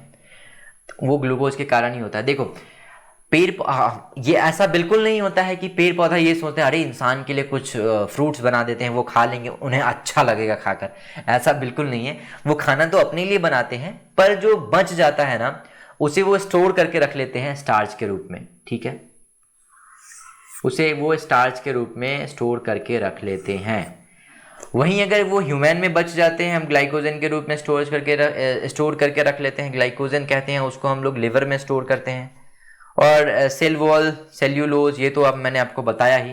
हमने पढ़ लिया एग्जाम्पल, पॉलीसेचराइड के भी एग्जाम्पल पढ़ लिए। ये देखो वही बोला गया है। प्लांट स्टोरेज कहाँ होता है, स्टार्च में। ग्लाइकोजन में एनिमल स्टार्च किसको कहते हैं, ग्लाइकोजन को। Storage in animal, glycogen liver में होता है। ठीक है, लिवर में स्टोर करते हैं हम ग्लाइकोजन को, बहुत सारे ग्लूकोज को लिवर में स्टोर करते हैं। Bunch of glucose starch, bunch of glucose glycogen, bunch of glucose cellulose. ठीक है, मतलब बहुत सारे ग्लूकोज। अभी समझ में आ गए। हमने ये बताया था कि न्यूट्रिशन में हम लोग पढ़ने वाले थे कार्बोहाइड्रेट, फैट और प्रोटीन। कार्बोहाइड्रेट हमने पूरा पढ़ लिया, मोनोसेचराइड, डाइसेचराइड, पॉलीसेचराइड हमने पढ़ लिया। अब बारी है फैट की। फैट से अब होगी 2-2 हाथ। फैट में ज्यादा कुछ आता नहीं है, मैं आपको बताऊं। ये देखो फैट से ये कर लेते हैं। क्वेश्चंस काफी बार आते हैं कि जो फैट है, फैट को लिपिड भी हम बोलते हैं। सबसे बेसिक यूनिट क्या होता है फैट का, सबसे बेसिक यूनिट होता है ग्लिसरॉल, ये OL होगा यहां, ग्लिसरॉल, ग्लाइसेरॉल प्लस फैटी एसिड। ठीक है, फैट का बेसिक यूनिट क्या होता है, ग्लिसरॉल प्लस फैटी एसिड। और फैट हमें प्रोटेक्ट करता है हीट से, प्रोटेक्शन देता है हमें, टेम्परेचर से प्रोटेक्शन देता है फैट। हमने फैट पढ़ लिया है, हमने कार्बोहाइड्रेट पढ़ लिया है। अब बारी आती है प्रोटीन की। ये रहा प्रोटीन। अब हम पढ़ेंगे प्रोटीन के बारे में कुछ फैक्ट है वो हम जानेंगे। हमारे क्वेश्चंस इससे भी बहुत सारे आते हैं एग्जाम में, इसको भी सॉल्व करें, टेंशन बिल्कुल नहीं लेना है। स्मॉलेस्ट यूनिट ऑफ प्रोटीन किसको कहा जाता है, एमिनो एसिड। स्मॉलेस्ट यूनिट कहने का मतलब प्रोटीन जब सबसे छोटी इकाई में टूट जाएगी तो वो सबसे छोटी इकाई कौन सी होगी, एमिनो एसिड होगी। स्मॉलेस्ट यूनिट ऑफ प्रोटीन किसको बोला जाता है, एमिनो एसिड को। याद रखना है, बहुत ही आसान है। अब देखो यूनिट तो हमने देख लिया कि प्रोटीन की सबसे स्मॉलेस्ट यूनिट कौन है। जैसे हमने पढ़ा था कार्बोहाइड्रेट में कि सबसे छोटी कार्बोहाइड्रेट कौन है जिसको हम खा सकते हैं, कितने कार्बन की कार्बोहाइड्रेट को हम खा सकते हैं। तो मैंने बताया था ना वहां पे कि ग्लाइसेरल डिहाइड होता है, ग्लाइसेरल डिहाइड 3 कार्बन वाली। ठीक है, ठीक वैसे ही 3 कार्बन की यहां पे भी होती है प्रोटीन, उसको हम लोग कहते हैं, क्या कहते हैं, ग्लाइसीन। ठीक है, अब मैं आपको बताऊं कि ये देखो, स्मॉलेस्ट प्रोटीन ग्लाइसिन होता है, 3 कार्बन का होता है। ठीक वैसे ही जैसे 3 कार्बन का सबसे छोटा कार्बोहाइड्रेट जिसे हम खा सकते हैं कौन था, ग्लाइसरल्डिहाइड। और यहाँ पे भी बॉन्ड बनता है एक, देखो 2 प्रोटीन के बीच की जो बॉन्ड है उसको हम क्या कहते हैं, उसको हम कहते हैं पेप्टाइड बॉन्ड। पेप्टाइड बॉन्ड नहीं समझ में आया होगा अभी, ये देखो जैसे मान लो ये एक प्रोटीन है, ये एक प्रोटीन है, दोनों के बीच में बॉन्ड बनेगा, उसको हम लोग बोलेंगे पेप्टाइड बॉन्ड। अब इस पेप्टाइड बॉन्ड का फॉर्मूला होता है CONH, ठीक है, इसका फॉर्मूला होता है CONH, ये फॉर्मूला होता है। तो बात यह है कि 2 प्रोटीन के बीच का जो बॉन्ड होता है उसको क्या कहते हैं, उसको हम कहते हैं पेप्टाइड बॉन्ड। पेप्टाइड बॉन्ड का फॉर्मूला CONH होता है, ये याद रखना है हमें। ग्लोबुलर प्रोटीन होता है, किसको कहते हैं, गोलाकार प्रोटीन किसको कहते हैं, हेमोग्लोबिन को कहते हैं। ये देखो ग्लोबुलर प्रोटीन किसको कहते हैं, हेमोग्लोबिन को कहते हैं, याद रखना है। प्रोटीन कई टाइप्स के होते हैं, प्राइमरी होते हैं, सेकेंडरी होते हैं, टर्शियरी होते हैं, क्वाटरनरी होते हैं। ज्यादा इंपॉर्टेंट क्वाटरनरी है, काफी बार एग्जाम में आए हैं, मैंने सोचा मैं आपको इसके बारे में बता दूं। क्वाटरनरी प्रोटीन किसको कहा जाता है, क्वाटरनरी प्रोटीन भी हेमोग्लोबिन को ही कहा जाता है। ये ठीक है, मैंने बता दिया, इतनी ज़रूरत थी नहीं इसकी। वैसे ग्लोबुलर प्रोटीन भी हेमोग्लोबिन को ही कहा जाता है। बाकी 2 प्रोटीन के बीच का बॉन्ड है उसको हम लोग कहते हैं पेप्टाइड बॉन्ड। पेप्टाइड बॉन्ड का फॉर्मूला होता है CONH, याद रखना है आपको। हमने बताया आपको स्मॉलेस्ट यूनिट ऑफ प्रोटीन किसको कहते हैं, एमिनो एसिड को। स्मॉलेस्ट प्रोटीन किसको कहते हैं, ग्लाइसिन को कहते हैं, 3 कार्बन का होता है, ठीक है, ये रहा 3 कार्बन का होता है। बाकी मैं आपको बताऊं जितने भी वर्ड आएंगे ना, यहाँ देखो मैं बताऊं, बायो में कुछ वर्ड्स आते हैं, ये देखो ये इन देख पा रहे हो ना, ये इन, ग्लाइसिन में इन देख पा रहे हो ना, ग्लाइसिन में इन आ रहा है। देखो काइटिन CHITINE, यहाँ पे भी इन आ रहा है ना, इन, जितने भी इनेंगे, काइटिन हो, ग्लाइसिन हो, हिस्टामिन हो, ये सारे प्रोटीन है। जितने भी वर्ड में इन आएंगे वो सारे क्या होंगे, प्रोटीन होंगे। ज्यादातर यही होता है, बाकी कहीं कहीं डिफर करता है, पर ज्यादातर यही होता है, याद रखना है।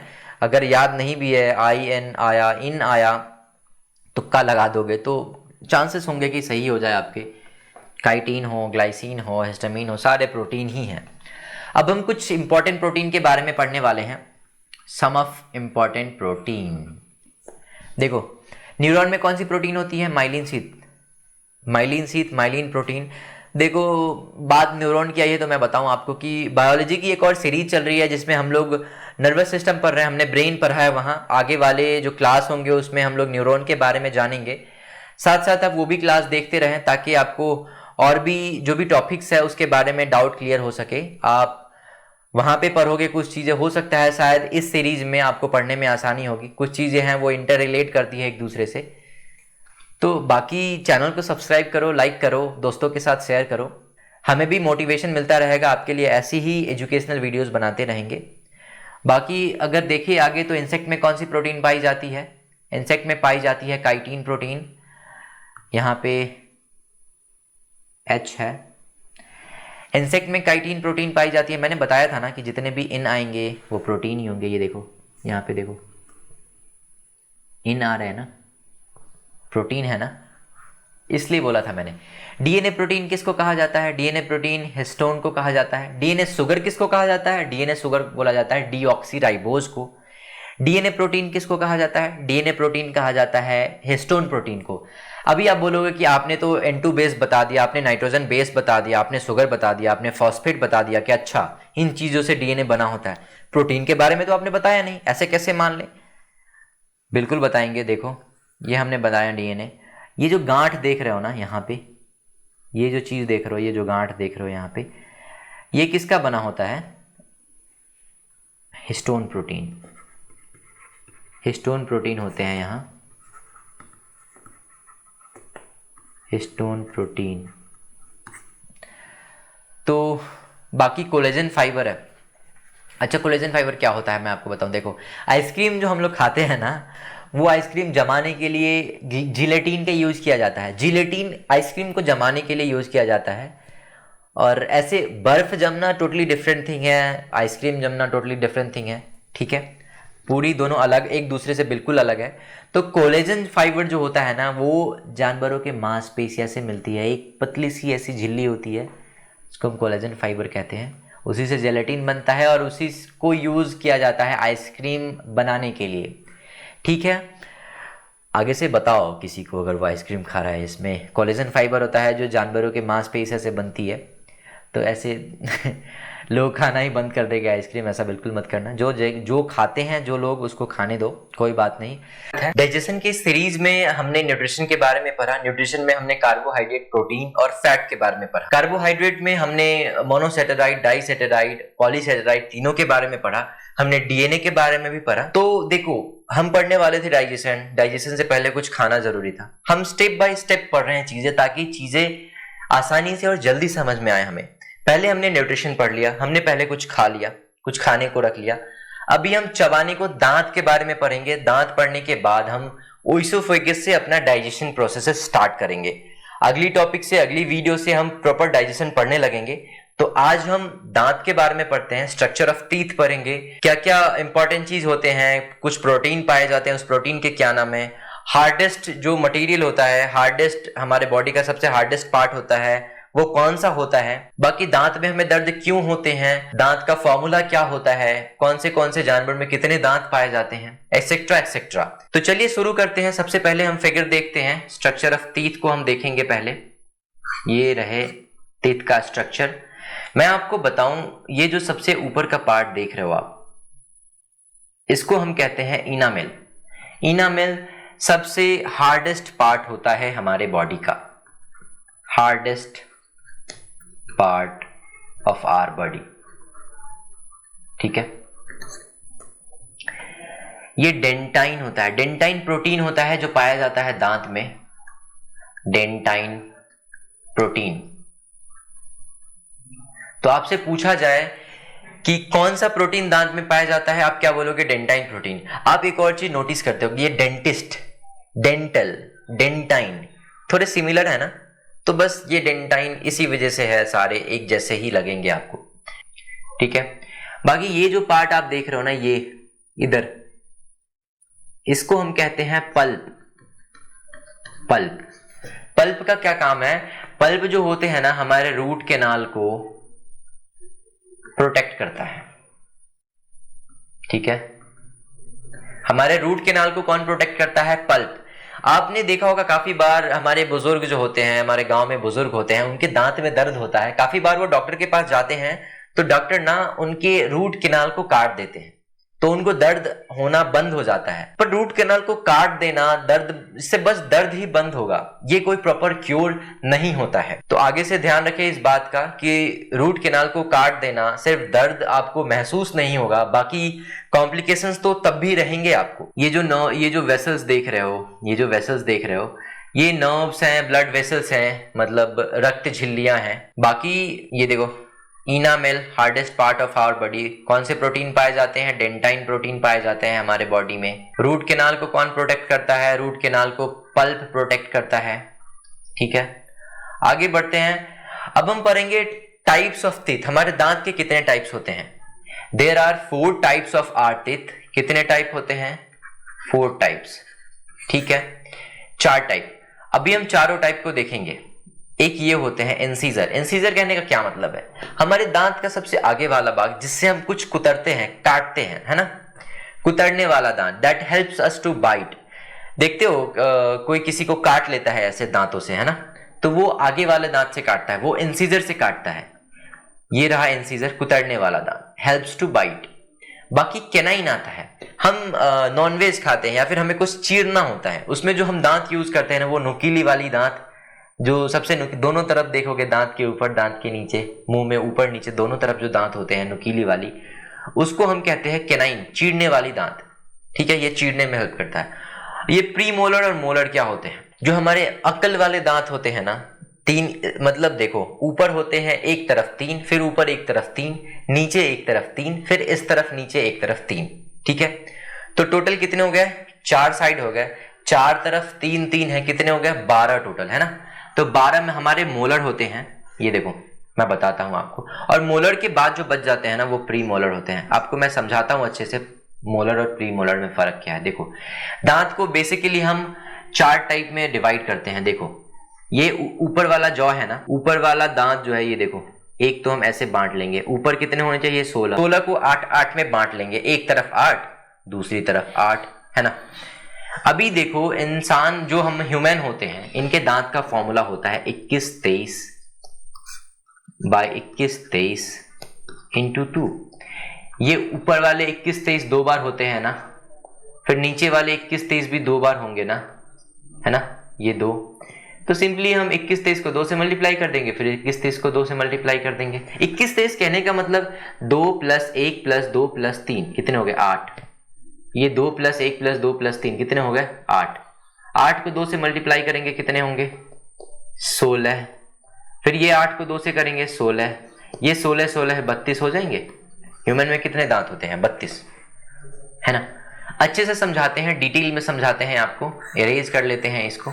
ये देखो हमने बताया था 21-23 पहले तो ये बताया था कि दांत कितने टाइप के होते हैं? 4 टाइप के होते हैं। हमने पूरा नाम बताया था, इंसीजर, कैनाइन, प्री मोलर और मोलर, लेकिन शॉर्ट फॉर्म में दिया रहेगा आपको I, C, PM and M। इस I का मतलब है इंसीजर, इस C का मतलब है कैनाइन, इस PM का मतलब प्री मोलर, इस M का मतलब मोलर। ठीक है, तो अगर मैं आपको बताऊं, ये देखो, ये जो देख रहे हो आप, 2 इंसीजर 2 है ना, हमने 2 भाग में क्लासिफाई कर लिया, 2 भाग में बांट लिया है ऊपर के पूरे दांत को, 8 एक तरफ 8 एक तरफ। ये जो 2 है ये क्या है? ये है इंसीजर। ठीक है, फिर अब क्या है? कैनाइन। ये जो नुकीली वाली दांत है ये कितने हैं? 1। ठीक है, ये नुकीली वाली दांत कितने हैं? 1। अभी देखो, ये जो प्री मोलर है, प्री मोलर वाले जो दांत है वो कितने हैं? 2। तो ये दोनों जो दांत होंगे वो कितने होंगे? 2। अब क्या बचे? मोलर। ये 3 क्या हो जाएंगे? मोलर। 8 पुर गए। देखो 21-23 पुर गए। 3 2 1 2, है ना। 3 2 1 2, देख रहे हो, 3 2 1 2। ठीक है, 21-23 पुर गए, पूरे हो गए। 21-23 तो एक तरफ जब 21-23 है, दांत के इस तरफ 21-23 है, इस तरफ भी 21-23 होगा। ठीक वैसे ही नीचे भी इस तरफ 21-23 होगा, इस तरफ भी 21-23 होगा। तो जब 8 इस तरफ पूरे हो जाएंगे, 8 इस तरफ पूरे हो जाएंगे, फिर 8 इस तरफ पूरे हो जाएंगे और 8 इस तरफ पूरे हो जाएंगे।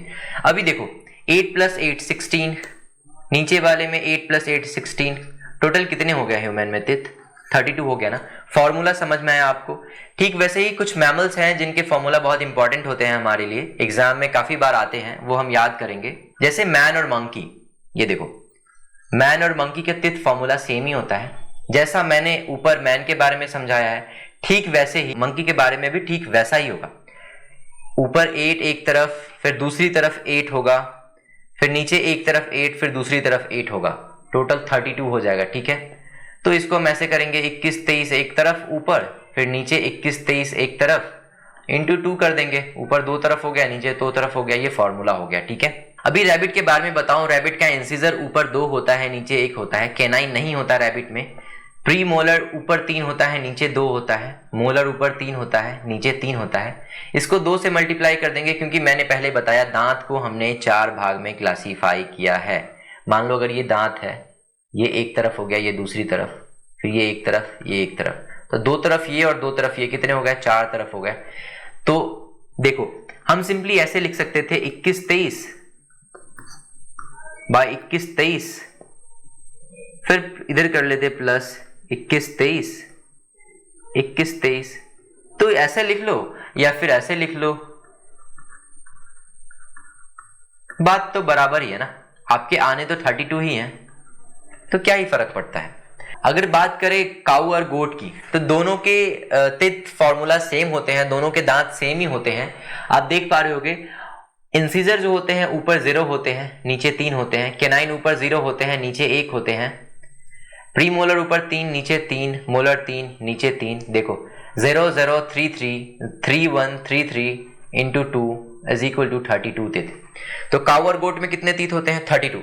मैं आपको एग्जांपल के लिए बताऊं, इधर देखो मैंने एक पिक्चर लिया है काऊ का। कितने थे काऊ के ऊपर कैनाइन, कितने थे इंसिजर, कितने थे? 0 0। देखो 0 0। यहाँ एक भी दांत दिख रहे हैं क्या आपको? नहीं दिख रहा है ना। वहीं देखो अगर नीचे कितने थे इंसिजर? 3। कैनाइन कितने थे? 1। तो 3 इधर होंगे, 3 इधर होंगे, ठीक है। और कैनाइन 1 इधर होंगे, 1 इधर होंगे। दिख नहीं रहे हैं आपको? यहां है, देखो 1 2, इधर 3, इधर देखो 1 2, इधर 3। कैनाइन भी होंगे। बाकी देखो अगर प्री मोलर, मोलर है नहीं, यहां दिख नहीं रहे हैं हमको प्री मोलर, मोलर, पर यहां होंगे जरूर, ठीक है। तो काऊ का देखो जैसा फॉर्मूला होता है ना, लोगों के दांत या फिर जानवरों के दांत उसी फॉर्मूला से बेस्ड होते हैं, उसी फॉर्मूला के जैसे ही कन्फिगर होते हैं हमारे मुंह में, ठीक है, या फिर जानवरों के मुंह में। कुत्ते की बात करें, अगर डॉग की बात करें तो 31 43 31 42 into 2 is equal to 42 teeth होते हैं। सारे फॉर्मूले रटने की जरूरत नहीं है, सिर्फ ह्यूमन का याद कर लो, बाकी रैबिट का याद कर लो। रैबिट का इंपॉर्टेंट है, रैबिट का क्वेश्चन काफी बार आता है, और कोई ज्यादा इंपॉर्टेंट है नहीं। अगर मैं रैट के बारे में बताऊं, रैट का देखो इंसिजर कितने होते हैं? ऊपर 1 नीचे 1। कैनाइन 0 0, प्री मोलर 0 0, मोलर 3 3 होते हैं। 1003 बाय 1003 इंटू 2। ऊपर 1003 एक तरफ, नीचे 1003 एक तरफ, दूसरी तरफ भी 1003 होंगे, फिर नीचे दूसरी तरफ भी 1003 होंगे। तो सीधा मल्टीप्लाई कर दिया मैंने 2 से, तो कितने हो गए? 16। ये मैंने एक पिक्चर लिया है रैट का, आप देख पा रहे होगे कितने हैं इंसिजर? ऊपर एक तरफ 1 है, दूसरी तरफ 1 है, ठीक है। फिर नीचे एक तरफ 1 है, दूसरी तरफ 1 है। देखो इंसिजर है ना, ऊपर 1 नीचे 1 एक तरफ, फिर दूसरी तरफ ऊपर 1 नीचे 1, है ना। इंटू 2 करेंगे इसमें, तो फिर इसमें इंटू 2 करेंगे, है ना। 2 2 ऊपर नीचे। कैनाइन 0 है। कैनाइन दिख रहा है क्या इसमें आपको? नहीं दिख रहा है ना। प्री मोलर भी नहीं होते, मोलर होते हैं 3 3 3 ऊपर इस तरफ होंगे, फिर 3 इस तरफ होंगे, फिर 3 इस तरफ होंगे, फिर 3 इस तरफ होंगे।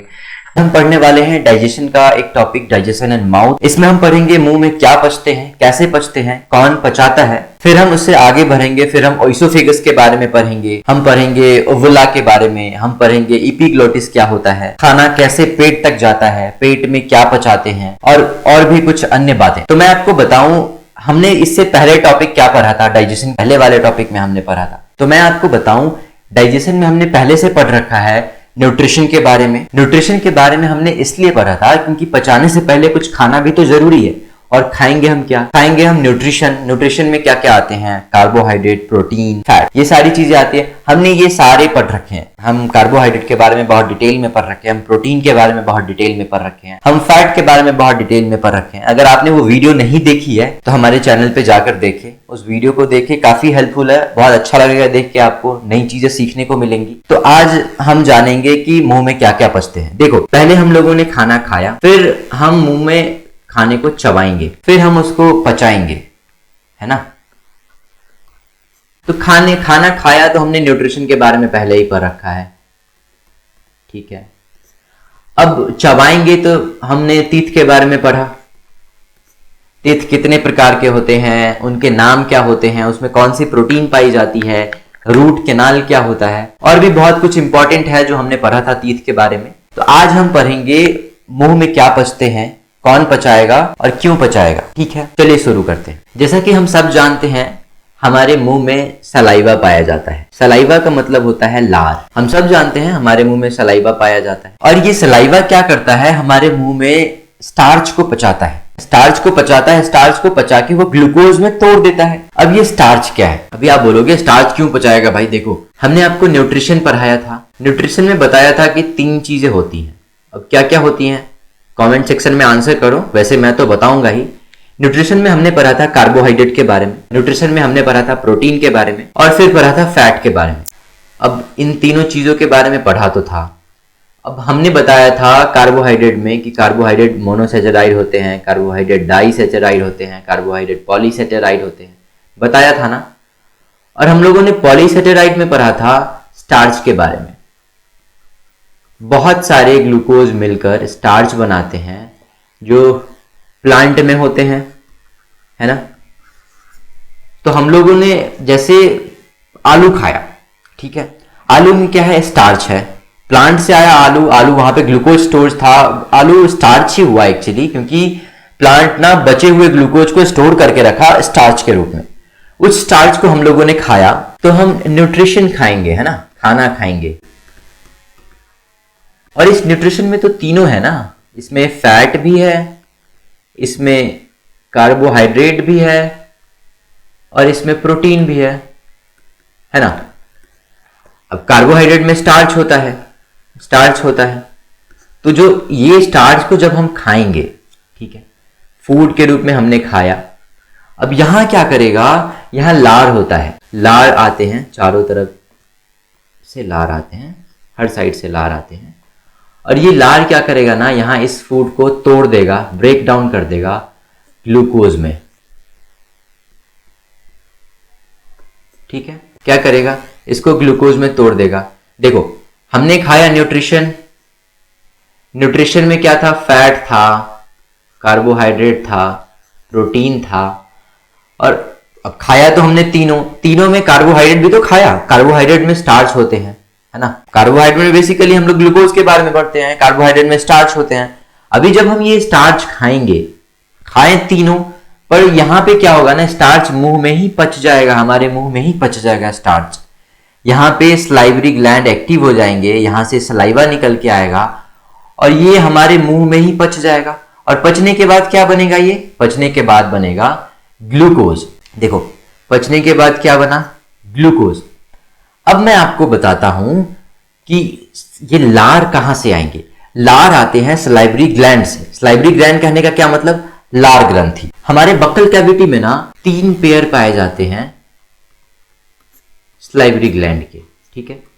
एक देखो ये है सलाइवरी ग्लैंड, ये रहे सलाइवरी ग्लैंड और ये रहे सलाइवरी ग्लैंड। तो इन तीनों के ना पेयर होंगे, ठीक है, ये तीनों पेयर में होगा। टोटल कितने होंगे, 6 होंगे।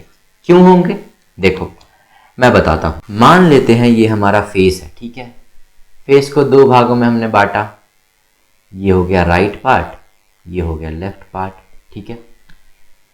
तो 3 इस तरफ होंगे और 3 इस तरफ होंगे, दोनों तरफ गाल होते हैं ना, 3 इस तरफ होंगे और 3 इस तरफ होंगे, ठीक है। समझ गए 6 कैसे होते हैं, 3 पेयर क्यों हुए, क्योंकि 3 इस तरफ है और 3 इस तरफ है, तो टोटल हो गया 6। इन तीनों के पेयर होंगे, मतलब 3 × 2 6 हो गए ना। तो अगर आपसे पूछा जाता है कि हमारे बकल कैविटी में कितने होते हैं सलाइवरी ग्लैंड, आप क्या दोगे जवाब, हमारे बकल कैविटी में 3 पेयर होते हैं सलाइवरी ग्लैंड के, तो टोटल 6 होते हैं। अच्छा, तो हमारे मुंह में सलाइवा ने जो सलाइवरी ग्लैंड से निकले थे, इसने स्टार्च को पचा तो दिया, इसने कार्बोहाइड्रेट को पचा तो दिया, लेकिन अगर आपको ऑप्शन में कहीं सलाइवा नहीं मिला, अगर आप कहीं एग्जाम में जाते हो, अगर आपसे क्वेश्चन किया जाए कि स्टार्च को कौन पचाता है मुंह में, वहां पे अगर ऑप्शन सलाइवा नहीं होता है तो क्या होगा। अगर देखो वहां पे अगर सलाइवा नहीं होता है तो टाइलिन होगा, अगर टाइलिन नहीं होता है तो अमाइलेज होगा, ठीक है। ये मिस टाइप है, ये होता है अमाइलेज, ठीक है, ये होता है अमाइलेज, ठीक है। अभी समझ गए स्टार्च को कौन पचाएगा, स्टार्च को पचाएगा सलाइवा।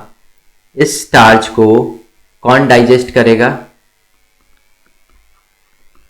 इस स्टार्च को सलाइवा डाइजेस्ट करेगा और क्या बनाएगा, ग्लूकोज,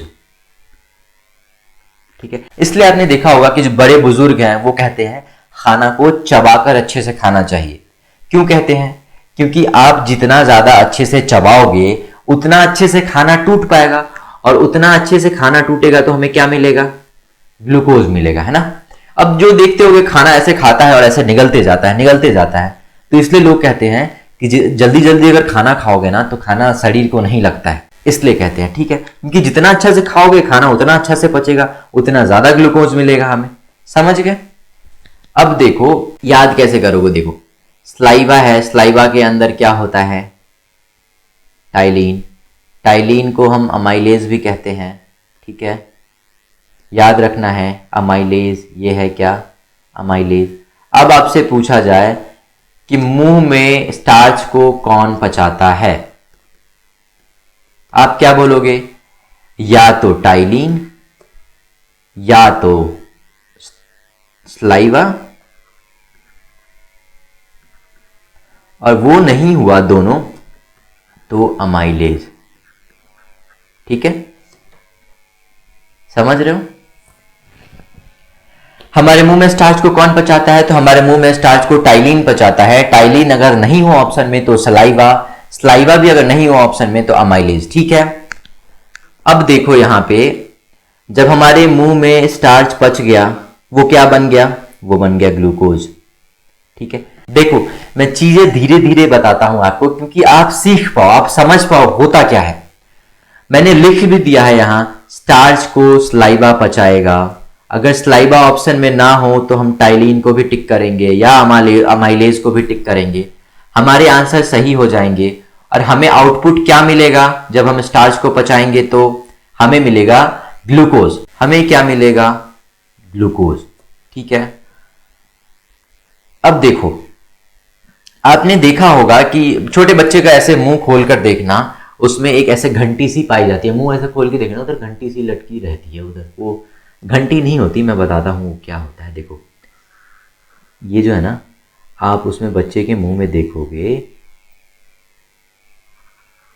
ऐसी घंटी सी पाई जाती है। कोई कोई ऐसे सोचते हैं जैसे घंटी होगी बजती होगी, नहीं ऐसा नहीं है, वो बजती बजती नहीं है। इसका क्या काम है कि जब हम खाना खाते हैं ना, तो अभी स्टार्च तो पच गया, खाना जो बचा हुआ है स्टार्च के अलावे जो कुछ है उसको अंदर पेट की तरफ भेजना है। तो ये क्या करता है ना, ये बहुत सारे अमाउंट में म्यूकस छोड़ता है ताकि खाना गीला रहता है और खाना आगे जा पाए ओइसोफेगस की तरफ। ठीक है, खाना आगे जा पाए ओइसोफेगस की तरफ। इसको हम लोग क्या कहते हैं? ये जो देख पा रहे हो, ये जो है, ये जो ग्रंथि है, इसको हम कहते हैं उवुला, UVULA। ठीक है, UVULA, इसको हम उवुला कहते हैं। और उवुला क्या करता है? उवुला लार छोड़ता है। उवुला छोड़ता है म्यूकस, MUCOUS।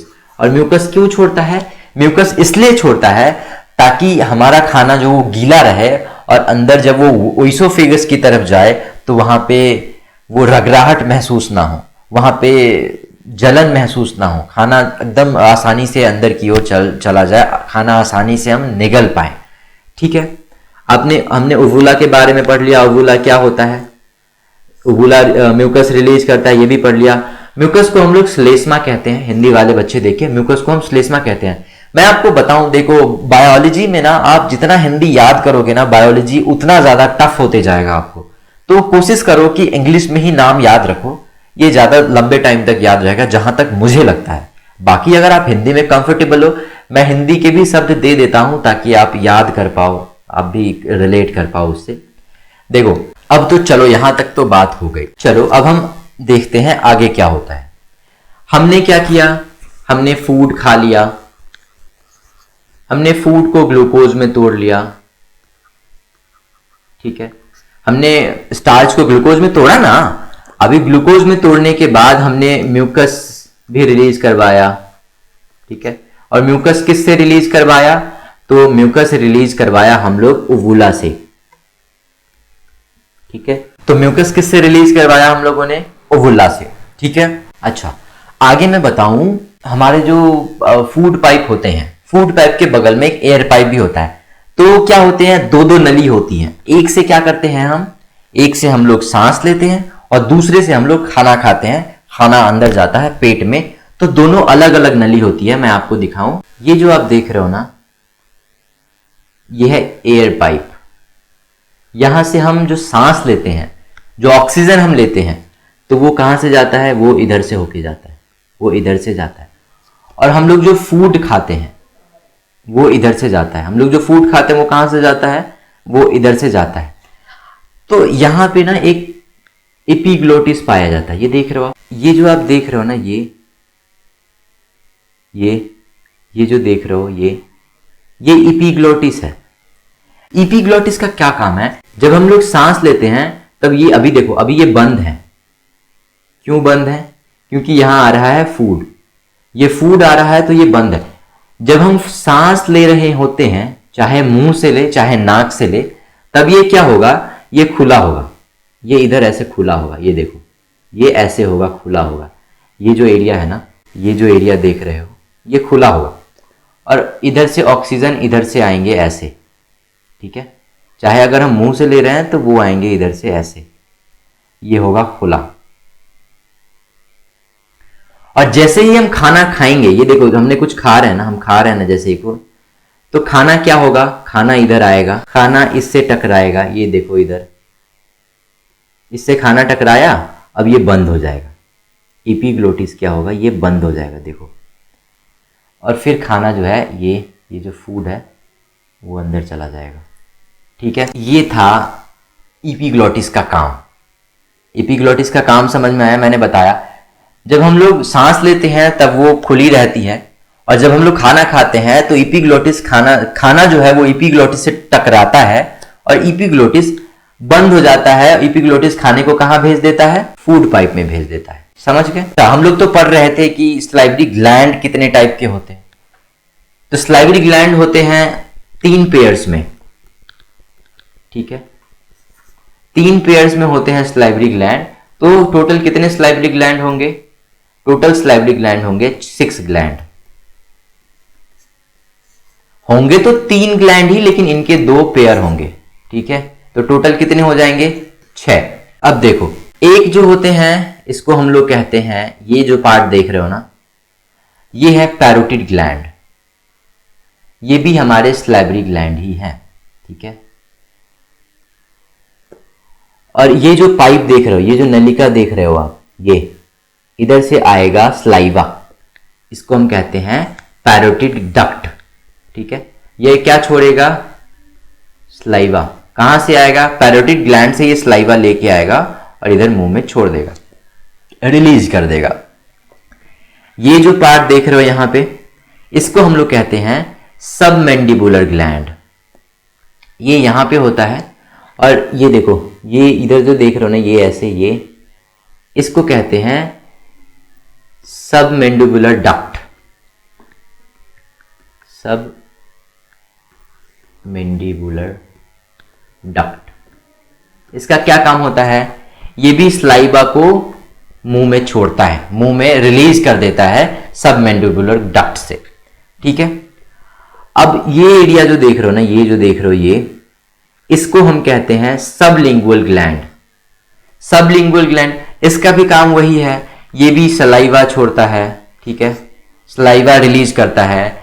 अब ये तो एक तरफ दिखाया मैंने, देखो फेस का एक साइड दिख रहा है ना, ये देखो, ये फेस का एक साइड ही दिख रहा है इधर, ये देख रहे होगे आप, फेस का एक ही साइड दिख रहा है इधर, दूसरे साइड भी तो होगा। तो जब हमारे एक तरफ 3 है तो फेस के उस तरफ भी 3 होगा, और यही सब होगा, सेम ही होगा, लेकिन फेस के उस तरफ होगा। टोटल कितने हो गए, 6 होते हैं सलाइवरी ग्लैंड, पता लग गया आपको। अब मैं बताता हूं कि कौन कौन होते कहां हैं। ये कान के पास होते हैं, जो पैरोटिड ग्लैंड है ना, वो कान के पास होते हैं। सबमैंडिबुलर डक्ट जो होता है वो हमारे जबड़े के पास होते हैं, और ये जो सबलिंगुअल जो होते हैं ये जीभ के पास होते हैं, ठीक है। ये सभी सलाइवा छोड़ते हैं जब हम स्टार्च खाते हैं, जब हम खाना खाते हैं, जब हम न्यूट्रिशन खाते हैं। उस न्यूट्रिशन में तीनों चीज होता है, फैट, प्रोटीन, कार्बोहाइड्रेट। हम मुंह में ही पचा लेते हैं स्टार्च को, जो कार्बोहाइड्रेट में आता है, और उसके बाद आगे बढ़ते हैं। देखो, there are 3 major parts of salivary gland, parotid gland, submandibular gland और सबलिंगुअल ग्लैंड।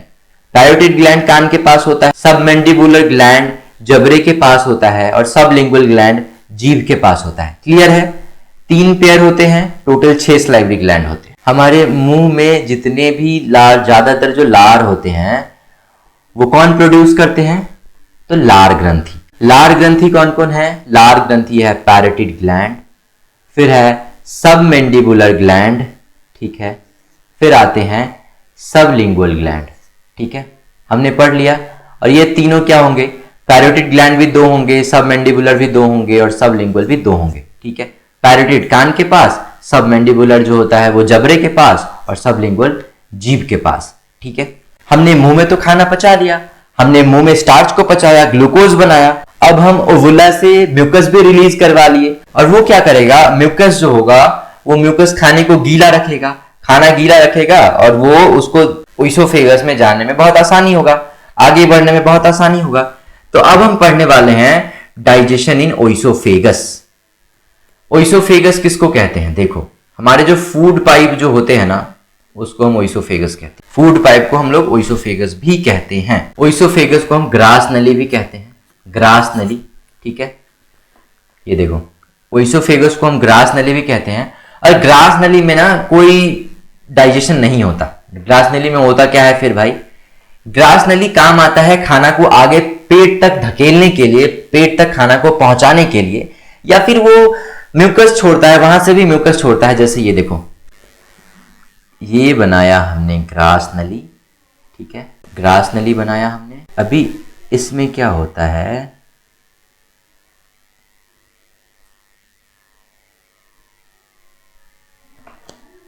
ये इधर से फूड आएगा, इधर से फूड आएगा, ये भी म्यूकस रिलीज करेगा इधर से, ये म्यूकस छोड़ेगा, खाना गीला होगा, और इधर से भी खाना पेट में जाने के लिए आसानी होगा, थोड़ा म्यूकस रिलीज करेगा, खाना जाने के लिए बहुत आसानी होगा, ठीक है। ये देखो, इट रिलीजेस म्यूकस, ये श्लेष्मा छोड़ता है जो खाना को गीला रखता है। अच्छा, अब क्या होता है, ओइसोफेगस में ना एक मोमेंट पाया जाता है जिसको हम पेरिस्टाल्टिक मोमेंट कहते हैं। टाइप गलत कर दिया है मैंने, इसको क्या कहते हैं? Peristaltic movement. पेरिस्टाल्टिक मूवमेंट क्या होता है? ये जो देख रहे हो ना, यहां से ऐसे आएगा, ये खाना ऐसे ऐसे आगे बढ़ता चला जाएगा। ये जो मूवमेंट जो देख रहे हो, ये जो देख रहे हो, ये ऐसे जो होती है ना, ये इधर से खाना आएगा, इधर से फिर ऐसे चला जाएगा। तो ये जो मोमेंट है, ये जो मोमेंट देख रहे हो आप, ये जो मोमेंट देख रहे हो, इसको हम कहते हैं पेरिस्टाल्टिक मूवमेंट, ठीक है। समझ रहे हो? फिगर में दिखाता हूं मैं आपको, अच्छे से समझ में आएगा। देखो क्या होता है, यहां हमने खाना खाया, ठीक है, यहां हमने स्टार्च को पचा लिया। अभी ये है एपिग्लोटिस, खाना क्या करेगा, इससे टकराएगा। देखो अब ये खुला हुआ है ना, ये खुला हुआ है ना, यहाँ से एयर आएगा, O2 आएगा, या फिर इधर से O2 आएगा, हम सांस ले लेंगे इधर एयर पाइप के जरिए। लेकिन अभी देखो ये खुला हुआ है, ये खुला हुआ है, एपिग्लोटिस ऊपर है, खाना आएगा इधर से, ये इसको धक्का देगा ऐसे। देखो देखो, जब खाना इधर से खाना आएगा ऐसे, ये खाना है, ये इसको धक्का मारेगा, ये यहाँ आएगा, इधर से ऐसे बंद हो जाएगा ये, और खाना जो है इधर से आ जाएगा इधर, ठीक है। इधर से फूड पाइप में खाना आ जाएगा, यहाँ पे ये जो देख रहे हो, इसको हम कहते हैं ओवुला। ओवुला छोड़ता है म्यूकस, म्यूकस खाना को गीला रखता है,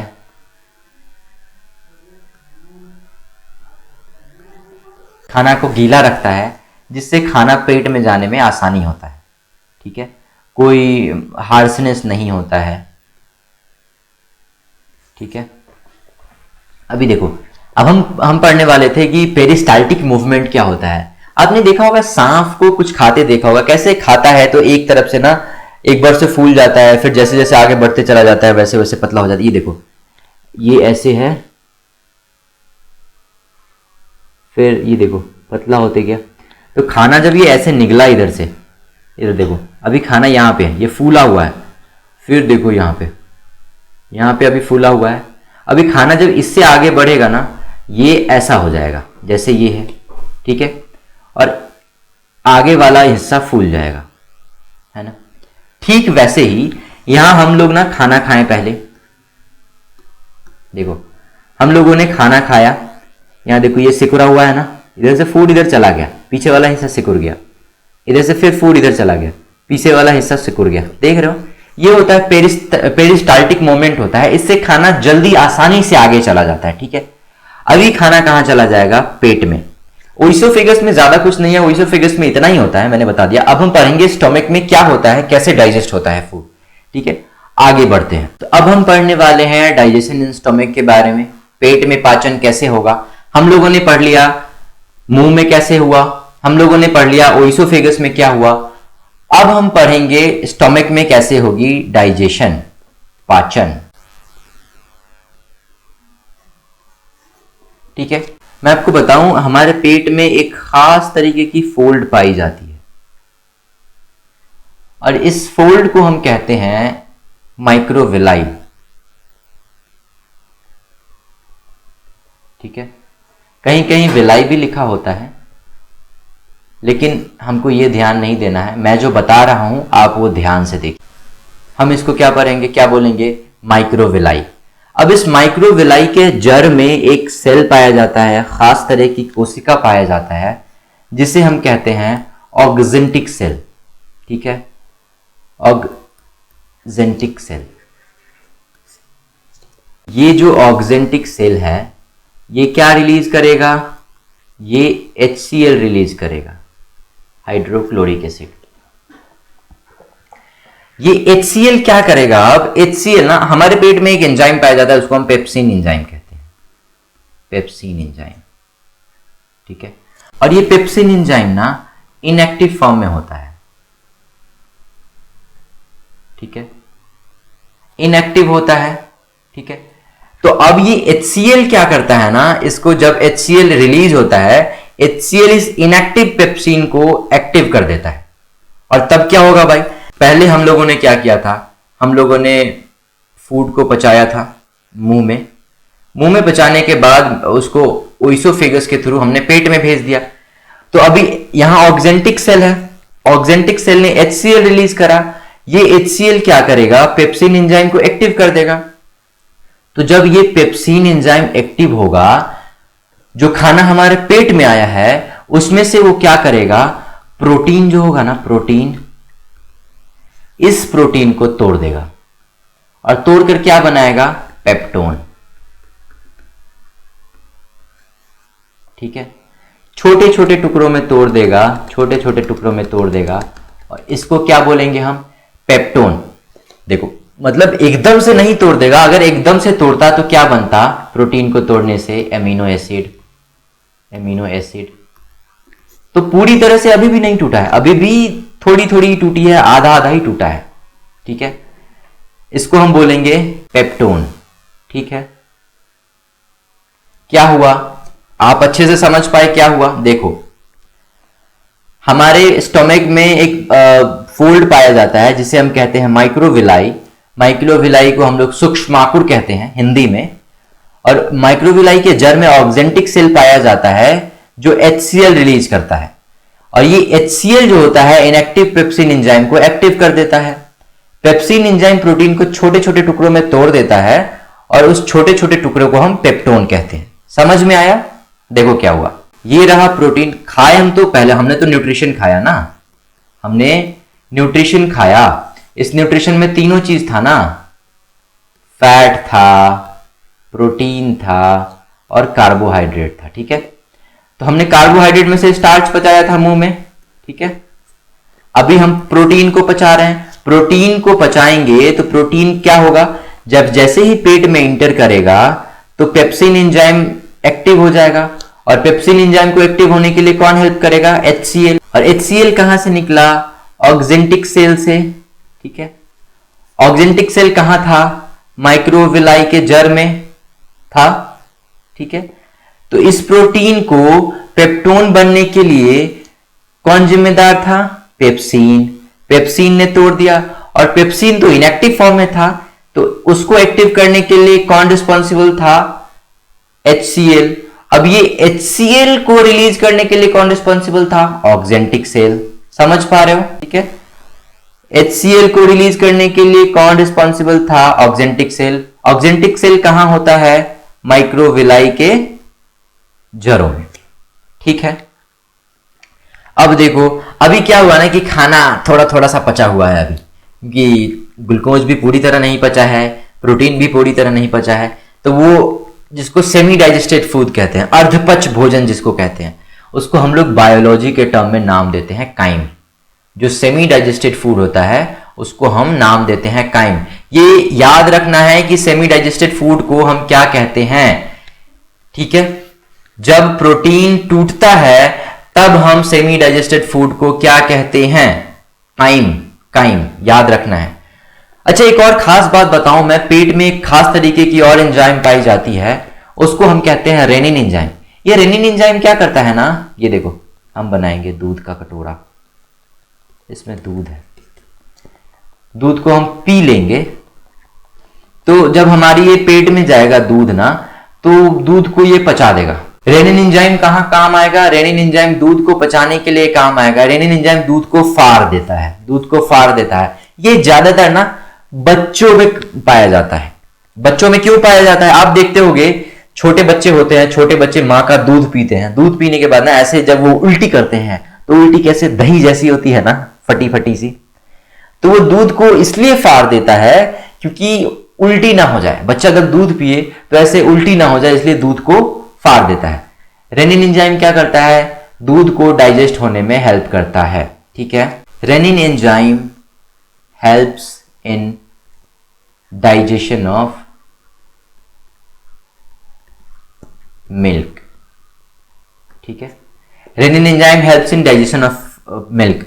अच्छा, मैंने आपको बताया कि जब पेट में HCl रिलीज होता है ऑक्जेंटिक सेल से, तो कहने का मतलब भाई साहब एसिडिक है वो तो हमारे पेट का पीएच वैल्यू कितना होता है? हमारे पेट का पीएच वैल्यू होता है 1 से 2 तक, और ये बहुत ही ज्यादा हाईली एसिडिक होता है। हाईली एसिडिक होता है। हाईली एसिडिक कहने का क्या मतलब है? हमारा पेट इतना एसिडिक होता है कि एक लोहे की किल भी अगर हम खा लेना तो उसको भी पचाने का क्षमता रखता है हमारा पेट। समझ रहे हो? एक और बात निकल कर आती है कि जब हमारा पेट इतना ही ज्यादा एसिडिक होता है तो हमें जलन क्यों नहीं महसूस होती है? यहां HCl रिलीज हुआ, HCl एसिडिक होता है, ठीक है, तो हमें जलन क्यों नहीं महसूस होती पेट में? देखो, मैं इसका आंसर देता हूं। हमारे पेट में ये जो होता है ना, फोल्ड होता है, जिसको हम लोग माइक्रोविलाई कहते हैं, इसके ऊपर ना एक वैक्स लेयर पाया जाता है। इसके ऊपर क्या पाया जाता है? एक वैक्स का लेयर पाया जाता है, मोम की परत पाई जाती है, जो रोज बनता है, एवरी डे।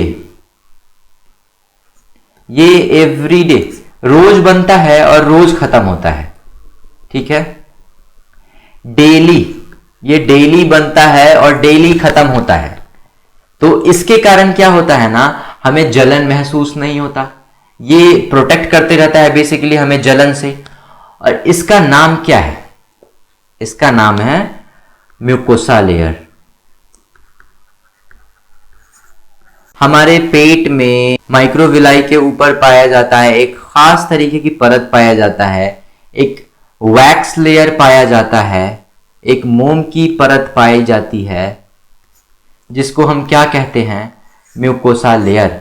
और इसी वजह से हमें जलन का एहसास नहीं होता। पढ़ने वाले हैं डाइजेशन इन डुओडेनम के बारे में। इससे पहले हमने पढ़ा था न्यूट्रिशन के बारे में, पहले भोजन के बारे में पढ़ा, फिर हमने पढ़ा तीर्थ के बारे में, फिर हमने उसे चबाया, फिर हमने पढ़ा माउथ में डाइजेशन के बारे में कि मुंह में ग्लूकोज कैसे बनता है, कैसे स्टार्च पचता है, कैसे अमाइलेज काम करता है, कैसे टाइलिन काम करता है, कैसे स्लाइवा काम करता है, फिर वो डुओडेनम में कैसे आता है। ओइसोफेगस में एक मूवमेंट पाया जाता है जिसको हम पेरिस्टाल्टिक मूवमेंट कहते हैं। उसके थ्रू वो पहले पेट में आता है, पेट में आने के बाद वहां पे प्रोटीन पचता है। यहां तक हम लोगों ने पढ़ लिया था डाइजेशन इन स्टमक में। अब हम उससे आगे पढ़ने वाले हैं। देखो, हम ये कहते हैं ना खाना पेट में पचता है, पर ऐसा नहीं होता है कि खाना पेट में पचता है। खाना जो होता है वो पूरी तरह स्मॉल इंटेस्टाइन में जाके पचता है। ये मैं आपको बताऊंगा आगे, लेकिन मैं अभी के लिए बता दूं कि हम लोगों ने जो खाना खाया वो हमारे पेट में आया, पेट में हमने प्रोटीन को पचाया। अभी प्रोटीन को पचाने के बाद अब देखेंगे आगे। तो हम पढ़ने वाले हैं डुओडेनम के बारे में। डुओडेनम जैसे आता है ना, ये जो यू देख रहे हो ना, यहां से क्वेश्चन निकलता है, यू शेप की नलिका कहां पाई जाती है? यू शेप का ट्यूब कहां पाया जाता है? तो वो कहां पाया जाता है? आंसर क्या होगा हमारा? डुओडेनम। और ये यू शेप की नलिका इसलिए नहीं कहा है क्योंकि यहां यू है, नहीं, यू शेप की नलिका इसलिए कहा मैंने क्योंकि ये देखो, यहां ये होता है डुओडेनम, और ये यू लाइक स्ट्रक्चर है ना, देखो दिख रहा है, ये यू लाइक स्ट्रक्चर है ना, इसलिए कहते हैं कि डुओडेनम में यू शेप का ट्यूब पाया जाता है ना। अब क्या होता है कि यहाँ पे हमने क्या बनाया था, काइम। हमने प्रोटीन को पचाकर यहाँ पे काइम बनाया था। प्रोटीन पचने के बाद पेप्टोन बना। पेप्टोन के अलावा और भी चीज हैं जो अनडाइजेस्टेड है, वो यहाँ पे हैं, सारे एक साथ क्या है, काइम है। और ये जो देख रहे हो ना, ये ग्रीन कलर की जो देख रहे हो, ये लीवर से चिपका होता है और यहाँ होता है, इसको कहते हैं हम लोग गैल ब्लैडर। गैल ब्लैडर। गैल ब्लैडर का क्या मतलब होता है? गैल ब्लैडर का मतलब होता है पित्ताशय। जहाँ पे पीत रस जमा होता है उसको हम क्या कहते हैं, पित्ताशय।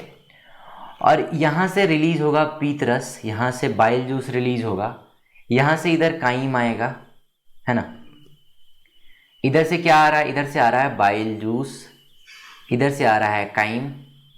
तो जैसे ही इधर इंटर करेगा काइम, इसमें जो फैट है ना, काइम में फैट भी तो है ना, क्योंकि काइम में हम लोगों ने कार्बोहाइड्रेट खाया था तो उसको पचा के हम लोगों ने ग्लूकोज बनाया, ठीक है।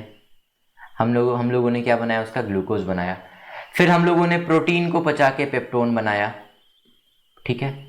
अभी इसमें और भी चीज़ तो है, अभी फैट भी हैं और भी चीज़ बचे हुए हैं। तो यहाँ पे आएगा ना तो फैट पचेगा। फैट कैसे पचेगा? जैसे ही काइम इधर एंटर करेगा, बाइल जूस इधर से हमला कर देगा।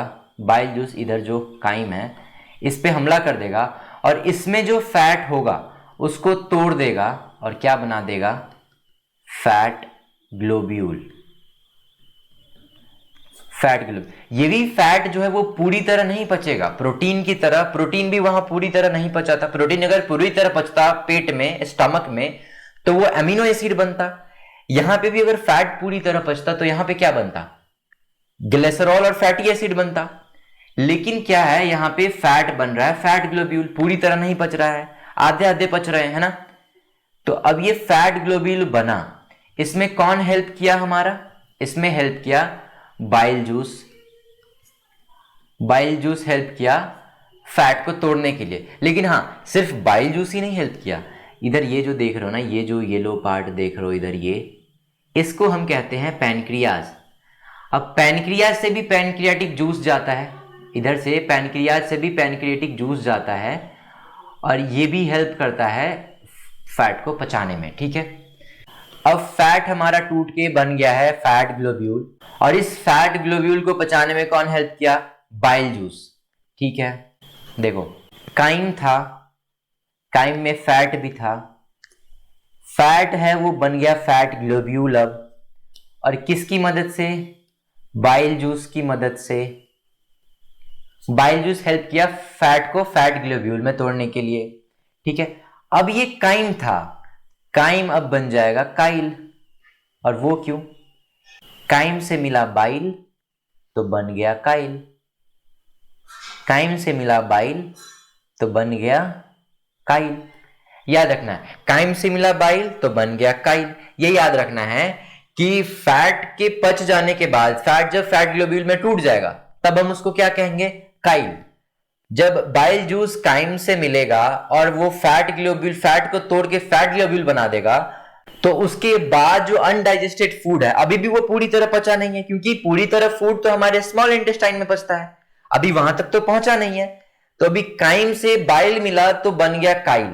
अभी जो अनडाइजेस्टेड फूड है उसको क्या बोलेंगे, काइल। पहले क्या बोलते थे, काइम। इधर से फैट टूट गया, अभी क्या बोलेंगे, काइल, ठीक है। याद रखना है इसको।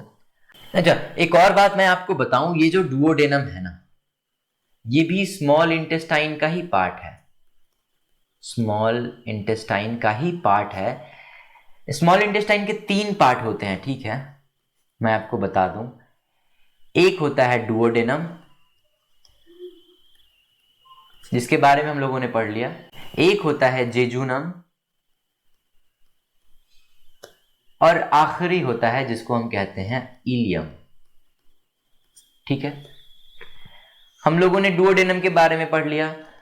खाना यहां पे पूरी तरह नहीं पचा है, यहां पे क्या है, इसको हम बोलेंगे काइल, ठीक है। खाना पूरी तरह कहां पचेगा, खाना पूरी तरह पचेगा जेजेनम और इलियम के बीच में, ठीक है। जे और आई के बीच में पूरी तरह खाना पच जाएगा, ठीक है, पढ़ेंगे इसके बारे में। चलिए शुरू से शुरू करते हैं। हम पढ़ने वाले थे डाइजेशन इन स्मॉल इंटेस्टाइन के बारे में। ये देख रहे हो आप, डाइजेशन इन स्मॉल इंटेस्टाइन, ठीक है, छोटी आंत में भोजन का पाचन। ठीक है, हमने बताया था कि स्मॉल इंटेस्टाइन के 3 पार्ट होते हैं, डुओडेनम, जेजेनम और सबसे नीचे वाला इलियम। खाना कहाँ पचता है? खाना पचता है जेजेनम और इलियम के बीच में। ठीक है, काफी बार ये क्वेश्चन आते हैं कि हमारे ये जो स्मॉल इंटेस्टाइन है, डुओडेनम से लेकर और इधर इलियम तक, इसका लेंथ क्या होता है? इसका लेंथ क्या होता है हमें पता नहीं होता, लेकिन अब हमें पता होने वाला है। इसका लेंथ 6 to 7 मीटर होता है, हमें याद रखना है, जो 8 घंटा लेता है खाने को डाइजेस्ट करने में। ठीक है, 8 hours टू डाइजेस्ट, याद रखना है इसको। कितना लेंथ होता है स्मॉल इंटेस्टाइन का? 6 to 7 मीटर। और कितने घंटा लेता है खाने को डाइजेस्ट करने में? 8 hours। ठीक है, हमने बताया आपको कि 3 पार्ट होते हैं स्मॉल इंटेस्टाइन के, duodenum, jejunum, ileum. Complete digestion कहाँ होते हैं? स्मॉल इंटेस्टाइन में। ये भी मैंने आपको बताया है। हमने पढ़ा था digestion in mouth. Digestion in mouth में हमने स्टार्च को पचाया था और क्या बनाया था? ग्लूकोज। अब एथेनॉल का फॉर्मूला क्या होता है? एथेनॉल का फॉर्मूला होता है C2H5OH। ये होता है एथेनॉल का फॉर्मूला, और इसको हम एक तरीके का अल्कोहल कह सकते हैं। ठीक है, ये एक तरीके का अल्कोहल होता है। आपने देखा होगा कभी कभी जब हम खाना खाते हैं और जब हम ग्लूकोज खाते हैं तो हमें ना नींद का अनुभव होता है। तो एथेनॉल एक रीजन है, क्योंकि C2H5 एथेनॉल का फॉर्मूला होता है। ग्लूकोज टूटने के बाद एथेनॉल बन जाता है। एथेनॉल एक टाइप का अल्कोहल होता है, इसलिए हमें नींद का अनुभव होता है। ये पूरी तरीके से सच नहीं है, पर ऐसा कहते हैं। अभी देखो, ग्लूकोज को पचाया कौन? जाइमेज। याद करने पड़ेंगे ये कि जैसे हमारे मुंह में, माउथ में स्टार्च को पचाया था कौन? सलाइवा ने। और क्या बनाया था? ग्लूकोज। वैसे ही जब ग्लूकोज एथेनॉल बन रहा है तो बीच में किसने हेल्प की एथेनॉल बनने के लिए? जाइमेज ने। जाइमेज को याद करना पड़ेगा। देखो, ग्लूकोज ज जैसा कुछ आ रहा है ना, याद रखना इसी से, जाइमेज। अब बात करें लैक्टोज की। लैक्टोज को कौन पचाएगा? लैक्टोज को लैक्टेज पचाएगा, और पचने के बाद क्या मिलेंगे हमें? Glucose plus galactose. ठीक है, कोई बच्चे कहते हैं ना ऐसे, लैक्टोज को अगर पचाएंगे हम तो लैक्टिक एसिड बनेगा। ना ना ना ना ना, लैक्टोज से हम लैक्टिक एसिड वो बनेगा, लेकिन वो टोटली डिफरेंट थिंग है। वो यहां नहीं, ये तो हम खा रहे हैं ना, हमारे पेट में क्या बनेगा ये हमने देखना है ना। आप अगर लैक्टिक एसिड कहते हैं ना, तो वो होता है एक बैक्टीरिया पाया जाता है, लैक्टोबैसिलस बैक्टीरिया, जो लैक्टोज पर काम करता है। और इसका मतलब ये होता है ना कि जब हम दही जमाते हैं तब लैक्टिक एसिड का फॉर्मेशन होता है। तो वो तो दही में हो रहा है ना, यहां तो हमारे ह्यूमन बॉडी की बात हो रही है। तो लैक्टोज को कौन पचाएगा? लैक्टोज को पचाएगा लैक्टेज। और लैक्टेज से क्या लैक्टेज जब पचाएगा तो क्या बनेगा? Glucose plus galactose. और हमने पहले भी बताया था कि ग्लूकोज प्लस ग्लैक्टोज दोनों मिलके क्या बनाते हैं? ग्लूकोज प्लस ग्लैक्टोज दोनों मिलके बनाते हैं लैक्टोज। हमने पढ़ा था। ये कहां पढ़ा था हमने? याद करो, हम लोग न्यूट्रिशन पढ़ रहे थे। न्यूट्रिशन में हम कार्बोहाइड्रेट पढ़े थे। कार्बोहाइड्रेट में हमने पढ़ा था glucose plus galactose is equal to lactose. याद करो। ठीक वैसे ही लैक्टोज अगर टूटेगा तो ग्लूकोज और ग्लैक्टोज ही मिलेंगे हमें। अब बारी आती है फैट की। फैट अगर टूटेगा, पूरी तरीके से पचेगा, तो क्या मिलेगा? Glycerol plus fatty acid. ठीक है, और इसमें कौन हेल्प करेगा फैट को पचाने में? जैसे फैटेज नहीं, जैसे ग्लूकोज में जाइमेज था, लैक्टोज में लैक्टेज था, वैसे ही फैट में फैटेज नहीं होगा। हम लोग फैट को लिपिड भी कहते हैं। फैट को ना लिपिड भी कहते हैं, और इसलिए लाइपेज होगा यहां पे। फैट को कौन पचाएगा? लाइपेज। और पचने के बाद क्या मिलेंगे हमें? Glycerol plus fatty acid. ठीक है, अब बारी आती है प्रोटीन की। प्रोटीन को कौन हेल्प करेगा पचने में? प्रोटीन को हेल्प करेगा ट्रिप्सिन और काइमोट्रिप्सिन, और हमें क्या मिलेंगे, एमिनो एसिड। प्रोटीन पूरी तरीके से पच जाएगा, एमिनो एसिड बनेगा। वहां जब हमारे पेट में पचा था, जब हमारे स्टमक में प्रोटीन पचा था, हमें क्या मिला था, पेप्टोन मिला था। वो पूरी तरीके से नहीं पचा था, अभी पूरी तरीके से पच गया है, हमें क्या मिला, एमिनो एसिड। ठीक है, प्रोटीन। इस टी से हम लोग याद रखेंगे ट्रिप्सिन। और प्रोटीन को जब हम लोग पेट में पचाए थे तो हम क्या कह रहे थे, उस अर्धपच भोजन को हम लोग क्या कह रहे थे, काइम ना। तो इसलिए याद रखना इधर काइमो, काइम से याद रखना काइमो, काइमोट्रिप्सिन।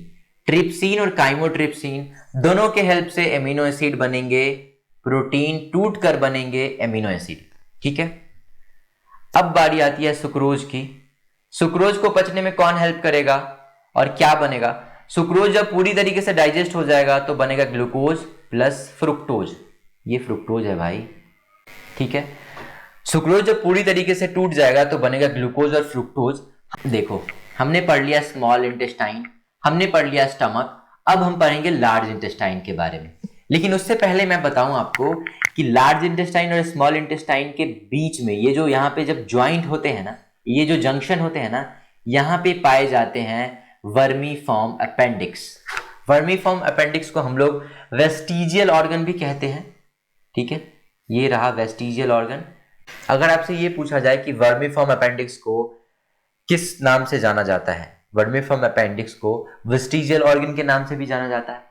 अब ये भी क्वेश्चन आ सकते हैं आपके पास कि अपेंडिक्स होता कहाँ है, वर्मीफॉर्म अपेंडिक्स जो होता है वो कहाँ सिचुएटेड होता है, वो उस कहाँ पे बैठा होता है, वो कहाँ होता है, स्मॉल इंटेस्टाइन और लार्ज इंटेस्टाइन का जो जंक्शन होता है, जहां पे ये दोनों मिलते हैं, जिस जंक्शन पे ये दोनों मिलते हैं वहीं पे क्या पाया जाता है, वर्मीफॉर्म अपेंडिक्स।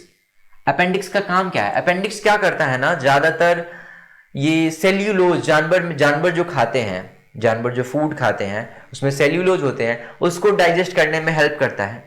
और ये ज्यादातर रूमिनेंट में पाया जाता है। रूमिनेंट करने का मतलब जो जुगाली करते हैं, जो वैसे जानवर जो जुगाली करते हैं उसमें अपेंडिक्स पाया जाता है। ठीक है, क्लियर है यहां तक। अच्छा, स्मॉल इंटेस्टाइन के बारे में एक और बात मैं आपको अगर बताऊं तो जो नॉन वेजिटेरियन होते हैं ना, नॉन वेजिटेरियन होते हैं, उनमें स्मॉल इंटेस्टाइन बड़ा होता है। स्मॉल इंटेस्टाइन की लेंथ बड़ी होती है। नॉनवेज कहने का मतलब ये नहीं है कि कोई इंसान अगर नॉनवेज खाता है तो उसके जो इंटेस्टाइन होंगे, स्मॉल इंटेस्टाइन, वो बड़े होंगे, ऐसा नहीं है। मतलब देखो, जैसे शेर हो गया, चीता हो गया, ये लोग नॉनवेज खाते हैं ना, बहुत ज्यादा नॉनवेज खाते हैं, तो इनकी इंटेस्टाइन बड़ी होगी हम लोगों के मुकाबले। क्यों? क्योंकि इंसान ऐसे देखो तो हम लोग हर्बीवोरस में ही आते हैं, हम लोग बाई चॉइस खाते हैं हम लोग नॉनवेज, है ना, पर हर्बीवोरस में ही आते हैं, तो याद रखना है ये। अब हम पढ़ेंगे लार्ज इंटेस्टाइन के बारे में। लार्ज इंटेस्टाइन, देखो, बड़ी आंत, ये रहा स्टमक, इसके बारे में हमने पढ़ लिया। हमने स्मॉल इंटेस्टाइन के बारे में पढ़ लिया। ठीक है, हमने ये भी पढ़ा कि स्मॉल इंटेस्टाइन के कितने पार्ट होते हैं, तीनों पढ़ लिया हमने। अब आपसे लार्ज इंटेस्टाइन का कोई ज्यादा खास काम नहीं है। लार्ज इंटेस्टाइन का ये काम है कि जब फूड पूरी तरह डाइजेस्ट हो जाता है, जब हम उसको एक्सक्रीट करने वाले होते हैं, तो वो क्या करता है ना कि पानी को एब्जॉर्ब कर लेता है, एब्जॉर्प्शन ऑफ वाटर करता है। क्यों? क्योंकि अगर हमारे शरीर से पानी बाहर निकल जाएगा, ज्यादातर पानी बाहर निकल जाएगा, हमारे शरीर में डिहाइड्रेशन हो जाएगी, दस्त लग जाएंगे, इंसान मर सकते हैं, है ना। तो पढ़ेंगे इसको। पहले मैं बताऊं आपको कि लार्ज इंटेस्टाइन की लेंथ जो होती है ना, वो 1 से 2 मीटर होती है। ठीक है, लार्ज इंटेस्टाइन के भी 3 पार्ट होते हैं। उसका नाम क्या क्या है? सबसे पहले आता है सीसम, फिर आता है कोलोन, फिर आता है रेक्टम। सीसम कहने का मतलब क्या है, कोलोन कहने का क्या मतलब है, रेक्टम कहने, हम लोग पढ़ेंगे इसके बारे में। अच्छा, एक चीज और बताऊं मैं आपको, कोलोन में ना एक खास तरीके का बैक्टीरिया पाया जाता है जिसको हम लोग कहते हैं ई कोलाई बैक्टीरिया। ठीक है, इसका पूरा नाम होता है इस्चेरिचिया कोलाई। ये देखो, ई कोलाई बैक्टीरिया का क्या नाम होता है, इस्चेरिचिया कोलाई। कभी कभी पूछ दिया जाता है कि कोलोन में जो बैक्टीरिया पाया जाता है उस बैक्टीरिया का क्या नाम है, हम क्या आंसर करेंगे, ई कोलाई। पूरा नाम अगर पूछेगा, इस्चेरिचिया कोलाई। ठीक है, मैंने बताया था कि फंक्शन होता है क्या लार्ज इंटेस्टाइन का, एब्जॉर्प्शन ऑफ वाटर, ताकि हमारे शरीर में पानी की कमी ना हो। और एक विटामिन भी पाया जाता है जिसको हम अच्छे से जानते हैं, उसका नाम है B12, जिसको हम लोग साइनोकोबालामिन कहते हैं। ये कहाँ पाया जाता है? ये लार्ज इंटेस्टाइन में पाया जाता है। तो आपसे क्वेश्चन अगर पूछा जाए लार्ज इंटेस्टाइन में कौन सा विटामिन पाया जाता है, तो हमारा आंसर होगा B12, जिसको हम साइनोकोबालामिन कहते हैं। ठीक है। अब अगर बात करें कि अच्छा ठीक है, आपने बता तो दिया कि लार्ज इंटेस्टाइन के 3 पार्ट होते हैं। 3 पार्ट कौन कौन होते हैं? सीसियम, कोलोन, रेक्टम, है ना।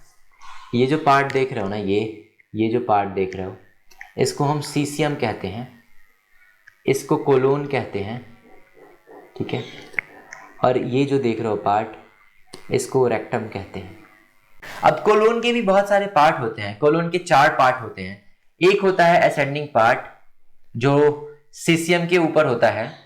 उसके बाद ऊपर जो फ्लैट लाइन, ये वाला जो लाइन होता है ना, ये लाइन जो होता है, इसको हम लोग कहते हैं ट्रांसवर्स कोलोन।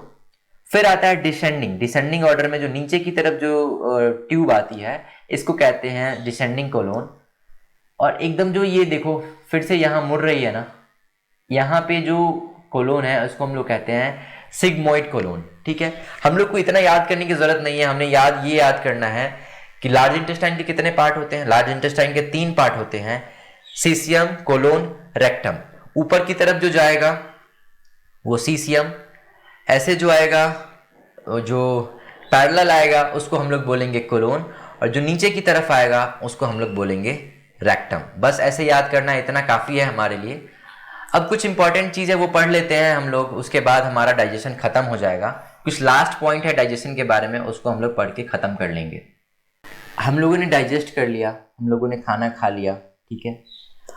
अब क्या होगा ना, अब हमारे शरीर में बनेगा एटीपी। अब हमारे शरीर में एनर्जी आएगी इस एटीपी के फॉर्म में, और इस एटीपी को क्या बोलेंगे? Adenosine triphosphate. एडिनोसिन ट्राइफॉस्फेट को एक और नाम से बुलाते हैं, जिसको हम कहते हैं करेंसी ऑफ एनर्जी। ठीक है। करेंसी ऑफ एनर्जी किसको कहते हैं? एटीपी को। या फिर एनर्जी मॉलिक्यूल किसको कहते हैं? एटीपी को। एनर्जी मॉलिक्यूल कहने का क्या मतलब है? ऊर्जा का कण। करेंसी ऑफ एनर्जी कहने का क्या मतलब है? ऊर्जा का मुद्रा। ठीक है। ये सब किसको कहते हैं? एटीपी को कहते हैं। ये दोनों एटीपी के नाम है, निक नेम है कह सकते हो। अब एक और चीज बताऊं मैं आपको, अभी हमें याद रखना है, हमने खाना खा लिया, अब हम सांस भी ले रहे हैं। तो खाना खा लिया, हमें ग्लूकोज मिला, सांस ले रहे हैं, हमें क्या मिला? ऑक्सीजन मिला, है ना, O2 मिला। तो जब ये ऑक्सीडाइज करेंगे ना, जितनी बार ऑक्सीडाइज करेंगे, जितनी ग्लूकोज ऑक्सीडाइज होगी ऑक्सीजन के साथ, उतनी बार हमें 38 एटीपी मिलेंगे। एटीपी का क्या मतलब है? Adenosine triphosphate. इसका दूसरा नाम क्या है? Currency of energy. एक और नाम क्या है? Energy molecule. हो गया। अभी देखो, अगर आपको कभी कभी होता है ना कि 38 एटीपी ऑप्शन में नहीं दिए होते हैं, तो हमें 36 एटीपी क्लिक करने हैं, हमारे क्वेश्चन सही हो जाएंगे, हमारे आंसर सही हो जाएंगे। अगर क्वेश्चन में पूछता है कि कितने एटीपी पाए जाते हैं एक सेलुलर रेस्पिरेशन में, आप क्या बताओगे? 38 एटीपी। इसको अच्छे से समझते हैं। देखो, यह है माइटोकॉन्ड्रिया। यहां से हमने खाया फूड से हमें क्या मिला? ग्लूकोज। ठीक है। ग्लूकोज कहने का क्या मतलब है? ग्लूकोज कहने का मतलब है C6H12O6। यह है ग्लूकोज। इधर से हमने रेस्पिरेशन किया, हम लोगों ने सांस लिया, हमें क्या मिले? इधर से ऑक्सीजन।